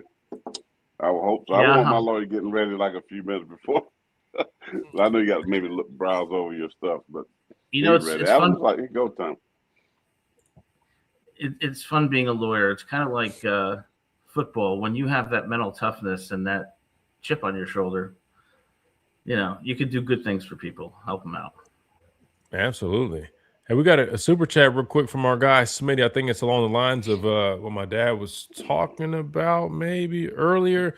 Smitty, appreciate you with the super chat, man. He says young guys like Lottie, DJ Lee, Dejon Lee, Michael Carroll, London Simmons, and Justin Hill played like they were broke. The portal has ended competition. And listen, the guys he just named, wouldn't you agree, Adam? I mean, those are guys that we've recruited in the past couple seasons under head coach Kalen DeBoer. I mean, I'm just looking at those. Justin Hill, I love Justin Hill. I mean, he's a dog, man. I mean, he's got that kind of old school DNA to him. He's a physical guy. He plays hard. London Simmons, I feel like is similar. Michael Carroll, similar. DJ Lee, tough, physical. And Latia Brooks, man, small guy, but really competitive, right? I mean, they were good. I think those are some really strong core pieces that this staff has done a good job finding, evaluating, and ultimately developing. Maybe Jackson Lloyd is added to that list this season now that he's at left tackle. Trying to think of some other young guys. I mean, I like some of the guys they just brought in, like, Xavier Griffin, Jare Edwards. Xavier Crowell, we haven't seen him, but, I mean, there's a lot to be excited about. I mean, that's what I'm saying. I think on one hand, yes, you focus on those games last season that were disappointing the way it went, but then you also, like, you got to make sure that you don't completely turn a blind eye to the positives and the things that, hey, listen, like, yes, collectively as a team in those games, we weren't very physical. We didn't play, with, consistent effort and toughness at times. But then you look at these guys like Smitty just listed here, and those are impressive players that offer a lot of those qualities that we're talking about. So I just want to make sure we do point out both, right? Because I know Pastor Payne is definitely going to. I mean, I think our best game last year was the playoff game against Oklahoma. When we came back from 17 down, the team was singing after the game. That kind of reminded me of a team that has the chemistry and the mental toughness we need. But again, there's good and there's things to be improved, and like everything, it's a learning process. But I do think this year is going to be a pretty good year. But I think 2027 is going to be the year that we contend for a national title. Well, you mentioned the Oklahoma game, and I remember one interview, and it said, hey, they try to write us, but we didn't write back. And then the next week, I don't know what happened to the penmanship and the letters that the next game. You definitely didn't write back against Indiana either. I don't even think you got the letter in the mail. So here's my point, man. Consistency of toughness for me. I mean, at the end of the day, it's consistency of toughness for this Alabama team. And I was just sitting there thinking how everybody used to be in such awe of this program. It's like, come on. Like, and it's hard not to, you say we need to get away from the standard, but that was the culture. But I guess the question would be, if I was a parent right now, I would love to ask Kellen DeBoer, if I had a kid that's, being recruited, like, what is your culture? What is Alabama about under Kalen DeBoer? Forget Nick Saban, forget Bear Bryant, all the nostalgia and everything that goes along with this program. Who are you today? That's the question. I can answer that question. Okay. They're a very tight-knit program. He emphasizes like brotherhood, like after they finish practice, I mean, they like dap each other up and stuff. I mean, it's very much focused on each other, playing for the man beside you. Like, they have a really good culture. I mean, they got really good players, really good kids. Like, that's what I'm saying. That's not a problem. I think if you overanalyze some of those losses, it almost signals like there's so much more here than it really is. I just think they genuinely just have to find a way to make sure they're consistently playing like that. I'm telling you, there's a lot that they do well that might not be seen or whatever. Like, that's why you hear these players talk about the coaches, and these players love it. You know what I mean? They're doing stuff right, but in terms of that answer to getting it where it needs to be on a consistent basis in terms of the physicality and intensity, that's something the staff just has to keep kind of working at, which I'm sure that's players love it because the lack of being challenged, because it's a country club atmosphere. That's why they love it. But how are you going to say it's a country club atmosphere? You haven't been out there. I mean, I wouldn't. I don't have to be out there because what goes in comes out. I was talking to my men at my Bible study last night about bitterness. How there's something called the root of bitterness, and you can have bitterness in your heart, kind of like the root that's outside, and you don't see the root growing. It's underground. But eventually it shows itself. Same thing. Like, it's going to show itself. What's in somebody's heart? Whatsoever a man thinketh, so he becomes. So whoever your team is, this is Bible. What's in that locker room, so shall they become. Meaning, what's going on there will show itself when they compete. And I'm just. And welcome back into this Thursday edition of Miller's Edge, Top 100.9, 1230 WTBC. We only got a couple minutes left, so I want to make sure we give Adam enough time to offer anything else that he wants to these conversations. My challenge to my dad on what he just said, I had to mute him real quick so I could bring us back, would be Dan Lanning, who we know has come out in the media and made comments about, we don't do social media, we play football. I don't know exactly what he said. It was something along the lines of that. Adam, do you remember what I'm talking about? He was talking about Deion Sanders. I know he comes from Kirby Smart. He worked with me specifically here at Alabama. He was a GA with the outside linebacker. So, I mean, he comes, quote unquote, from Coach Saban's tree. I haven't been out to an Oregon practice, but I know how they get down. I know people that have been out there. They got their asses whooped against Indiana. They didn't look physical. They didn't look tough. So, to my point, to what you're saying is, now, granted, I don't know. I don't remember every single Oregon game last year. I don't think that happened on a consistent basis. Of course it didn't. But with what you're saying, I mean, you could almost just say that. Does that mean Dan Lanning and Oregon have a country club atmosphere? because of that 100%. that one game. Yes. So when Maybe Georgia just that one game. so let me ask you. So when Georgia hasn't won a playoff game in several years, and Kirby, he runs it just like Coach Saban does. What does that say about his program? That's what I'm saying. But Georgia hasn't been soft though. No, but they're not soft.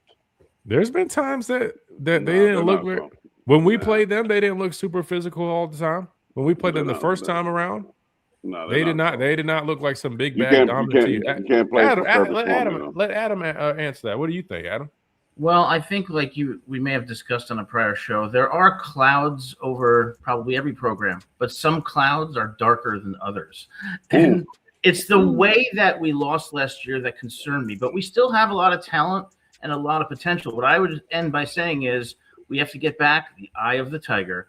Rocky 3, the reason Rocky lost to Clubber Lang, he got complacent and lost the hunger. It's not enough to have talent. You got to play from deprivation, not from abundance. And, you can have a big bank account, but what matters is what you're doing on the field and the choices that you're making. And I'm hopeful that we can return to that. And we'll see. But I mean, no disrespect to the Alabama program. I do recognize all the positives, and I want, to be clear about that. But, got work to do.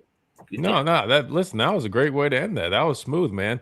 Well, top it off even better. Can you end up with Alabama Poe, one of our very astute chat people? Hurry up. We got 30 seconds, man. Well, he just said I got bitter because, they beat the Chickens. I'm not bitter about that. I'm bitter that you don't know how to spell pastor. That you're grown and don't know. Yeah, it is OR, Dwight. You went ER. And where are you from? Mongolia? Pastor? Okay. Anyway, Adam, thank you so much. As always, remember, guys, Lamparello-law.com. You always can find Adam anywhere. Please, phone number 201 right there on the website. 201-317-5115. He'd be glad to help you guys out. But just go to the website. It's got all the information for you right there, Lamparello-law.com. Adam, it's been a pleasure as always, man. Thank you so much. Thanks so much for having me on and for your support. Have a great day, guys. Yes, sir. No, thank you. Sign up, Adam. Sign up on that thing. Okay. Do that later because we got to get out of here. We'll see you guys tomorrow right here on the Miller's Edge. Tide of 100.9, 1230 WTBC. You've been Reed, thank you, man. You always make me now I feel bad because I wasn't talking to Adam saying do that later. I was telling you to do that later. Now I'm like, he's gonna think I was telling him to do that later. I'm just kidding with you, Alabama Poe. That was funny though, you must admit. He said spell check. That's the only way I can get back at you. I saw that, I was like, I'm waiting to get you, Alabama Poe. Melissa said UGA is not soft. They were young in some spots. I agree 100% with you. My whole point to him was just saying, like, if we're going to go off of kind of how he was basically saying, Oregon would have been a better example. I just threw UGA in there too because there's been times I've watched Georgia play and people are running down the field on them. Like they're not as clean. Just like there's times where our defense wasn't as tight as it needed to be and we looked a little tough. So I get it. I wouldn't necessarily call Georgia soft. I'm with you. I don't look at Georgia as a soft football team.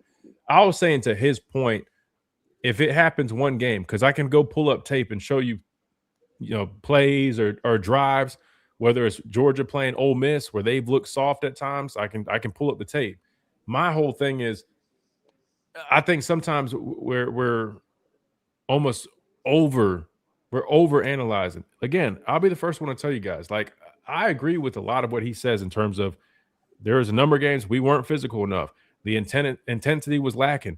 You talk to people, the sideline, there's not a lot of juice down there sometimes. Like I'm with them, and he's right. That needs to change. If Alabama wants to take that next step, that needs to be better. Like we all can agree on that. But I also think sometimes, like if you hear how my dad talks, you'll completely miss out on the fact that you got a group of young core players that, in my opinion, they do exemplify that. You just got to keep getting even more of those guys. You just got to keep building on that consistency because there are some games that we did play. Watch our defense play. There's some moments earlier on in the year where we were inconsistent stopping the run, some things that, a little uncharacteristic. I felt the linebackers avoiding blocks sometimes, not taking guards head on, and that leads to guys being out of position in the run, leads to issues like, that needs to be cleaned up. But then there's also times I watch guys like Yonze Pierre. I watch a young true freshman in Justin Hill more physical than a lot of these veteran edge guys out there at stopping the run. I'm just trying to make sure I'm painting the whole picture because I know the picture that he's going to paint because that's how he thinks. He's a glass half empty type of guy. To each his own. But I just try to make sure like people understand like who glass half empty? You. No, I'm not. Without a doubt, you're a glass half empty person. There's not even a doubt in my mind. I have my glass half empty. Okay, so like just like we're talking about right now, if there's you're looking at something, right? You're going to really focus on the negative, probably 70% of it, and maybe focus 30% on the positive. I like to think I'm 50-50. No, I would not say you're 50-50. I'm being in sports. Well, I'm not like that in real life for sure, but in sports, I just look at the facts of what I see. Now, I ain't going to cheerlead and be a fan-driven person and like, well, you know, that's not no. So if you maybe from that standpoint, yes, I look at what I see. I look at the facts. I look at But how often do you acknowledge? But why? So you're saying you don't even see what I'm referring to as something like, all right, let's take Justin Hill. I don't even want to use him as an example because that's my guy. But I'm saying you're telling me you turn on the tape, watching somebody like him play the way he plays is physical. I mean, again, I'll pull it up, and I like Justin Hill. But what I'm saying is like, but you don't mention that. You know what I'm saying? Like you don't point out. I'm not talking about him as an individual. I'm talking about the team. Okay, but so Xavier Brown. What do you think about Xavier Brown? I don't even think you really know these guys like that. That's the cornerback. I do know who he is.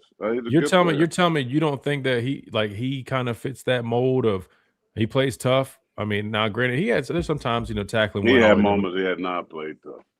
I've seen, but my sure. Point he's a cornerback. He's a cornerback though. I think he's a young player. He's not Marlon Humphrey at cornerback. I'll give you that. But Pat Surtain, I wouldn't say was the most physical corner. Now he would definitely do his job and run support, but he wasn't necessarily playing like Marlon, like me and Ruben were talking about yesterday.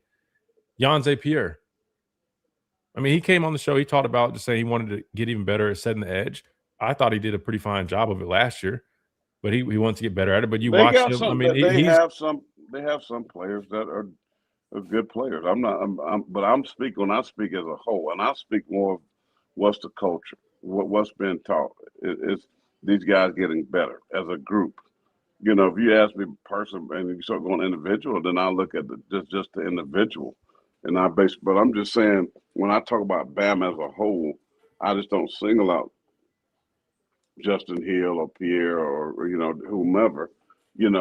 I'm talking about the team, what I see as a team, as a unit, and a lot of it isn't good. I mean, when I see the offensive line getting whipped like they stole somebody's candy, right, and then don't care, or I see defensive line lack of pressure consistently, can't get to the quarterback, can't get off the field on third down. When I see a running game that is so non-existent, I mean, what is there to hoop hard about? I mean, I can say, they still won 10 games. That's good, but this team should be better than 10 games based on the high recruiting and the players that they brought in. They should be better.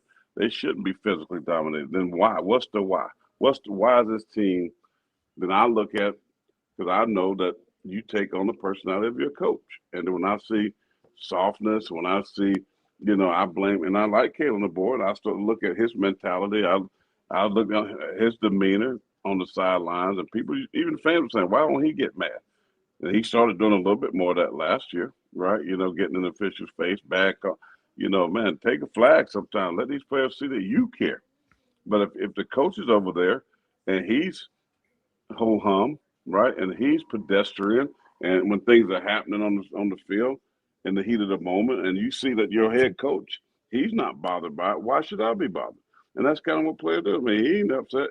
He ain't yelling and screaming. He ain't cussing. Then why am I going to sit here and be doing that? So I blame that on coaching. And I said, that's why I think he needs to be tougher. He needs to demand more out of these young men and stop being Mr. Nice Guy all the time. Reward them when they deserve to be rewarded, but yet discipline when there needs to be discipline. That's all. I don't think there's anything. the way you just put that there, I don't think it's wrong. I just, again, you got, me, I got to play damage control when you start saying solve ice cream trucks, this, that, you know what I'm saying? Well, that's what they have been. That's what I've seen on the field. Okay, I'm just saying, Soft like serve. from my perspective, I'm saying I try to choose my words differently. That's the whole point I'm explaining. Like I'm saying, because I see Melissa in the chat, like saying basically same thing that I've been saying for months, right? She's saying how we lost some of those games. Got to be more competitive. And I've said, anybody that listens to me do this show, maybe she's new here, they'll know I've literally said that same exact thing for months, right? Like I agree with, we're saying the same thing but differently, and I'm also just adding on to some of the things that I also think could be built upon, because I think sometimes it's not that being critical and realistic can be seen as negative. Yeah, to some people, yeah, I think there are some people that even if as respectful as I do it, people take that and think I'm being negative, but I'm not. I'm just being honest. However, some people view it that way. I just know the way he delivers it, sometimes it can be like, well, damn. So I'm just trying to help kind of balance that out. That's all that is. Marcus Freeman and shoe polish hairline is in the Yeller and Screamer. I don't really know a whole bunch about him, like outside of just kind of just but seeing. I mean, but that's Notre Dame. I mean, the schedule was powder puff week. I mean, Super, what's up, man? Listen. There's a number of ways to skin the cat. No doubt. Here's what I think. Listen, I'll be honest with you. Here, let me say this. Let me ask you this question. Because I made this comment the other day. I believe, even though I agree with what you're saying, I think being tougher on our guys, right, holding them a little bit more accountable, having a little bit more discipline, structure, whatever you want to deem, I get whatever word you want to use. I agree with you that would be very beneficial. I think really we could almost go as far as saying necessary. However, I can also see a world where Alabama's not that far off from maybe winning the national championship, even the way they're doing it. And here's why I say that. With the way they do things, they still won 10 games. They made it to the conference championship. I mean, people kind of overlook that, man. But you got to realize, again, like you're talking about, this conference consists of Texas A&M, Georgia, LSU, all these schools. Alabama was in that game, which we lost. So if you go off of that, they would be second in the conference. But here's the kicker.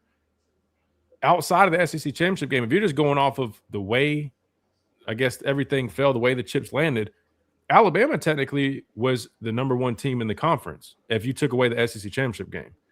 I say all that to say, I believe even the way they do things, if they just found a remedy for the offensive line play and they found a way to get that defensive line at a point where it's a little bit more disruptive, a little bit more effective at getting to the quarterback, even with some of the concerns that you're mentioning, I truly believe with the way we've recruited, the talent we have at quarterback, the skill guys that we recruit, because that's how the staff rolls. They're going to recruit good skill players, good quarterback play.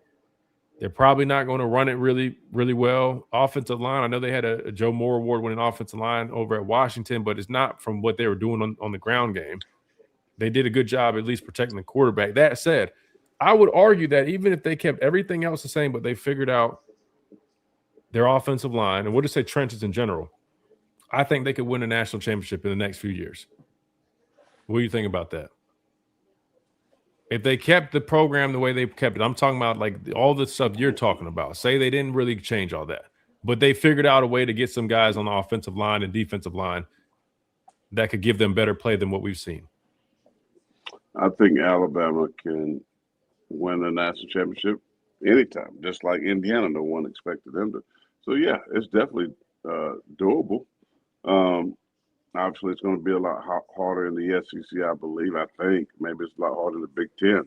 They've been the standard the last couple of years. But last 3 years, a bit, Michigan, Ohio State, and Indiana, they won the last 3 national championships, not the SEC. But, yeah, no, I think they can. I think they got – but the place where they are weak, right? Now, you can be weak in certain areas. But one place you cannot be weak is in the trenches. When you're talking about now you playing the best of the best in the playoff football in college, You cannot, and I emphasize this, you cannot be weak on the offensive line, and you cannot be weak on the defensive line. And those been the areas where Alabama has been soft. And so, yet they have good skilled players. The quarterback that went number 13 in the draft, an offensive line that went top 15 in the draft. They got some good, pieces. But as a whole, where they need to be great and where they used to dominate it extremely consistently was in the trenches. And this has been their weakest moment. And that started to happen even when Nick Saban was finishing his career. I mean, and to me, I don't think they have recruited well there. For sure, they haven't recruited well on the defensive line, and I don't think they recruited well at the offensive line. So that, to me, if I was looking at this team and acting as a consultant, I would go to the coaching staff and say, listen, man, our number one priority, just like the draft, when they look at their draft board, what's the priority? What is the most needs? The most need for Alabama football right now isn't skill set players. It's the trenches. They got backs that can run the football. They got receivers that can get open and beat coverage. But what they haven't had the last 3 years was just exciting and excellent line play on offensive and the defensive side of the balls. And that has been the difference. This is why they've won some good games, but they had some ugly games. The Vanderbilt been dominated in the trenches. The first time with Oklahoma, how they ran the ball for over 200 yards. Can't stop a dual threat quarterback. I mean, just things that and they can't run the football. They're giving up a lot of. I don't even know what Hunter was talking about the stats. I mean, I would love to see what they ranked as far as giving up sacks the last 2 years. Giving up sacks. I want. Drop my phone. I dropped my phone. I always do that. You know what's funny? Like the first half of the season, we actually weren't too bad. It was watching the games. It seemed a lot worse. The quarterbacks were responsible for some of those sacks. To be honest with you, the backs were responsible for the offensive line. Wasn't terrible, but then as the season went on, it definitely ended up pretty bad to the point where I want to say I just saw the stat the other day, and it was worse than I initially thought it was. It was let me see. And not just the SEC, but I would like in the country. I bet they were. Yeah. What was Alabama's? Let me see. Sacks allowed 2025. I had to get off in a minute. I got to hit the airport a little later. 2025. See, sometimes ChatGPT is all. It says they allowed 32 sacks over 15 games. That's a lot. That's 2 sacks a game. Yeah, 2.1 sacks per game. Put them in the middle of the SEC. That's if that's 100% accurate. I know ChatGPT can be a little off sometimes, but go to NCAA. That's what you found. Yeah, I just was trying to hurry up, man, because AI is pretty quick. Anyway, yeah, it wasn't great though. But that's why I'm asking you. I'm thinking like, say they keep the mentality kind of how they have it. They don't just magic. Because the reason I'm saying this is because I think you'll see them adjust and adapt some. But the reality is you're not going like just like you talked about, Coach DeBoer going from year 1 to year 2. We talked about that earlier. Like there are some signs that they've adjusted some things, right? Even just how the way they go about things, which makes sense. It was their first year in the conference, year 1. I mean, they just made some changes going into year 3, new offensive line coach. My question is, though, I think even the way they do things, it looks different than a lot of people are used to here at Alabama. They throw the football a lot. They don't run the football great. Not always going to look the most physical. I mean, that's just not really the DNA that this system really has to it. But I think they still could win a championship if they found a way to at least get some offensive linemen in there that are physical enough and could protect well enough to let those skill guys that they recruit extremely well do their thing. Yeah. Go ahead. Over the last 2 years, Alabama has allowed 57 sacks. Where does that rank, though? Do you know? I don't know where it ranked. but it ain't good. So, Well, I'm saying I because mean, I'll be honest, that could be middle of the pack. That could be bad. I don't really. Let me. I'm on NCAA's website. and then 23 Team sacks. The 20 and 23 they gave up 48. Let's see, sacks allowed 48. That's Nick Saban. Yeah, it was bad before Coach DeBoer got here. It was bad in Right, 2022. Do you not remember Bryce Young in 2022? Remember, he was running for his life.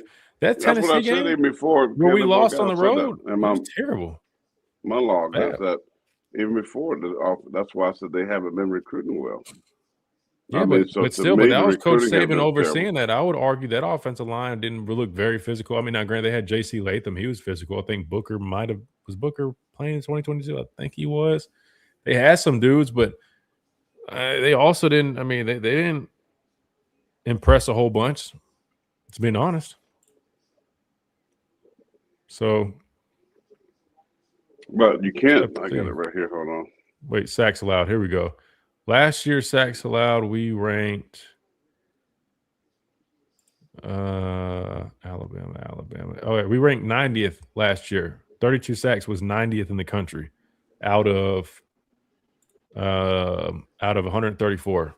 90th out of 134, 32 sacks allowed last season through 15 games. Now you got to remember, some of these schools play less. Like some of these other schools gave up like 34 sacks in 12 games. But I think the number goes off of the average. Yeah, it's You know based who was off worse? the average. So the You know who average. was worse? South Carolina gave up 43 sacks.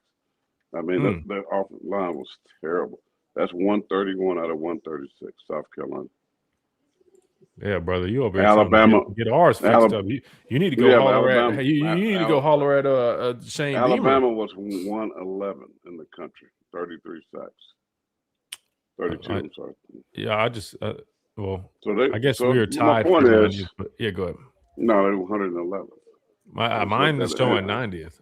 I looked at NCAA one. So That's so what my I'm thing, looking at. Wait, are you sure you're looking at the same thing? Yeah, I don't know the same thing, but I mean, regardless, it's terrible. I'm looking at collegefootballstats.com. Okay, well, this tied for 90th, 32 sacks, 15 games. It doesn't matter. I'm just showing you. This is what I was looking at. Same thing. 111. So I'm gonna get off here, but anyway, if they don't get better at offensive line, defensive line, they're not gonna ever win a championship. I can agree with you on that, but that's why if they get that part figured out. Right. Listen, So I'm just saying, the way we're recruiting quarterbacks, the way we're recruiting 5-star wide receivers, I mean the running backs. Listen, we got you can't block. I understand that, but that's why my point is saying if they say, hey man, we've been crushing with that recruiting, what if they said this offseason coming up, they're going to listen to our advice on this show and they're going to say, and we're going all in on the offensive line in the portal. Like we're going to drop bags on the offensive line because we got Keelan Russell coming back as a third-year player going into 2027. We got Michael Carroll, we got Jackson Lloyd, but there's a right tackle or guy that we can go play tackle for us, and we keep Carroll at guard. And I think the center is going to be coming back here, and I think he's a good enough player. I mean, you're not going to have 5 guys across the offensive line that are just all elite. I've never seen that. So I don't know, but I'll let you run. We'll do it again tomorrow. It's tomorrow, Friday. I think we're pretty open. Yeah, I won't be able to do it tomorrow. Unless- I'll be on the unless golf course tomorrow, and then I'll be back on the airplane. So as my boy T. Smith said, enjoy flying private, Pastor. Yeah, I am flying first class though, but it ain't private, but not on my dime. So, but God bless y'all, man. Appreciate it. Enjoyed it. And, Always. to all Bama fans, where them fans at? Nick Saban, where them? No, I don't think he ever got a hold of that song, but he probably would have had to if he stuck around. That song was so bad that they stopped him from doing it on the cruise ship because all your people got on there and started acting up with them fans that they complained, and so they shut it out. They're like, you can't even have them fans. Who is all your people? Who's all? Got 20, just the 40-something% of your 23 and me. So 100% of you. My people. Your people. And I was about my people too. I was about to say my people too, but I was confused for a second when you said yours. They said they had to cancel us because they were so aggravating. And I agree. That was one of the most aggravating things I've ever seen in my life. Oh my God, man! Every cookout, every family reunion. I mean, every curve street side party. Well, I'm free. I mean, I was at somebody's deal at St. Patrick's Day a year ago, and he's like, "Man, we have cigars and some chicken." They're gonna start calling you Uncle Tom, man. You gotta be careful. And I stopped by there, and them fans, people start going. I mean, the whole neighborhood shut down. The whole block shut down.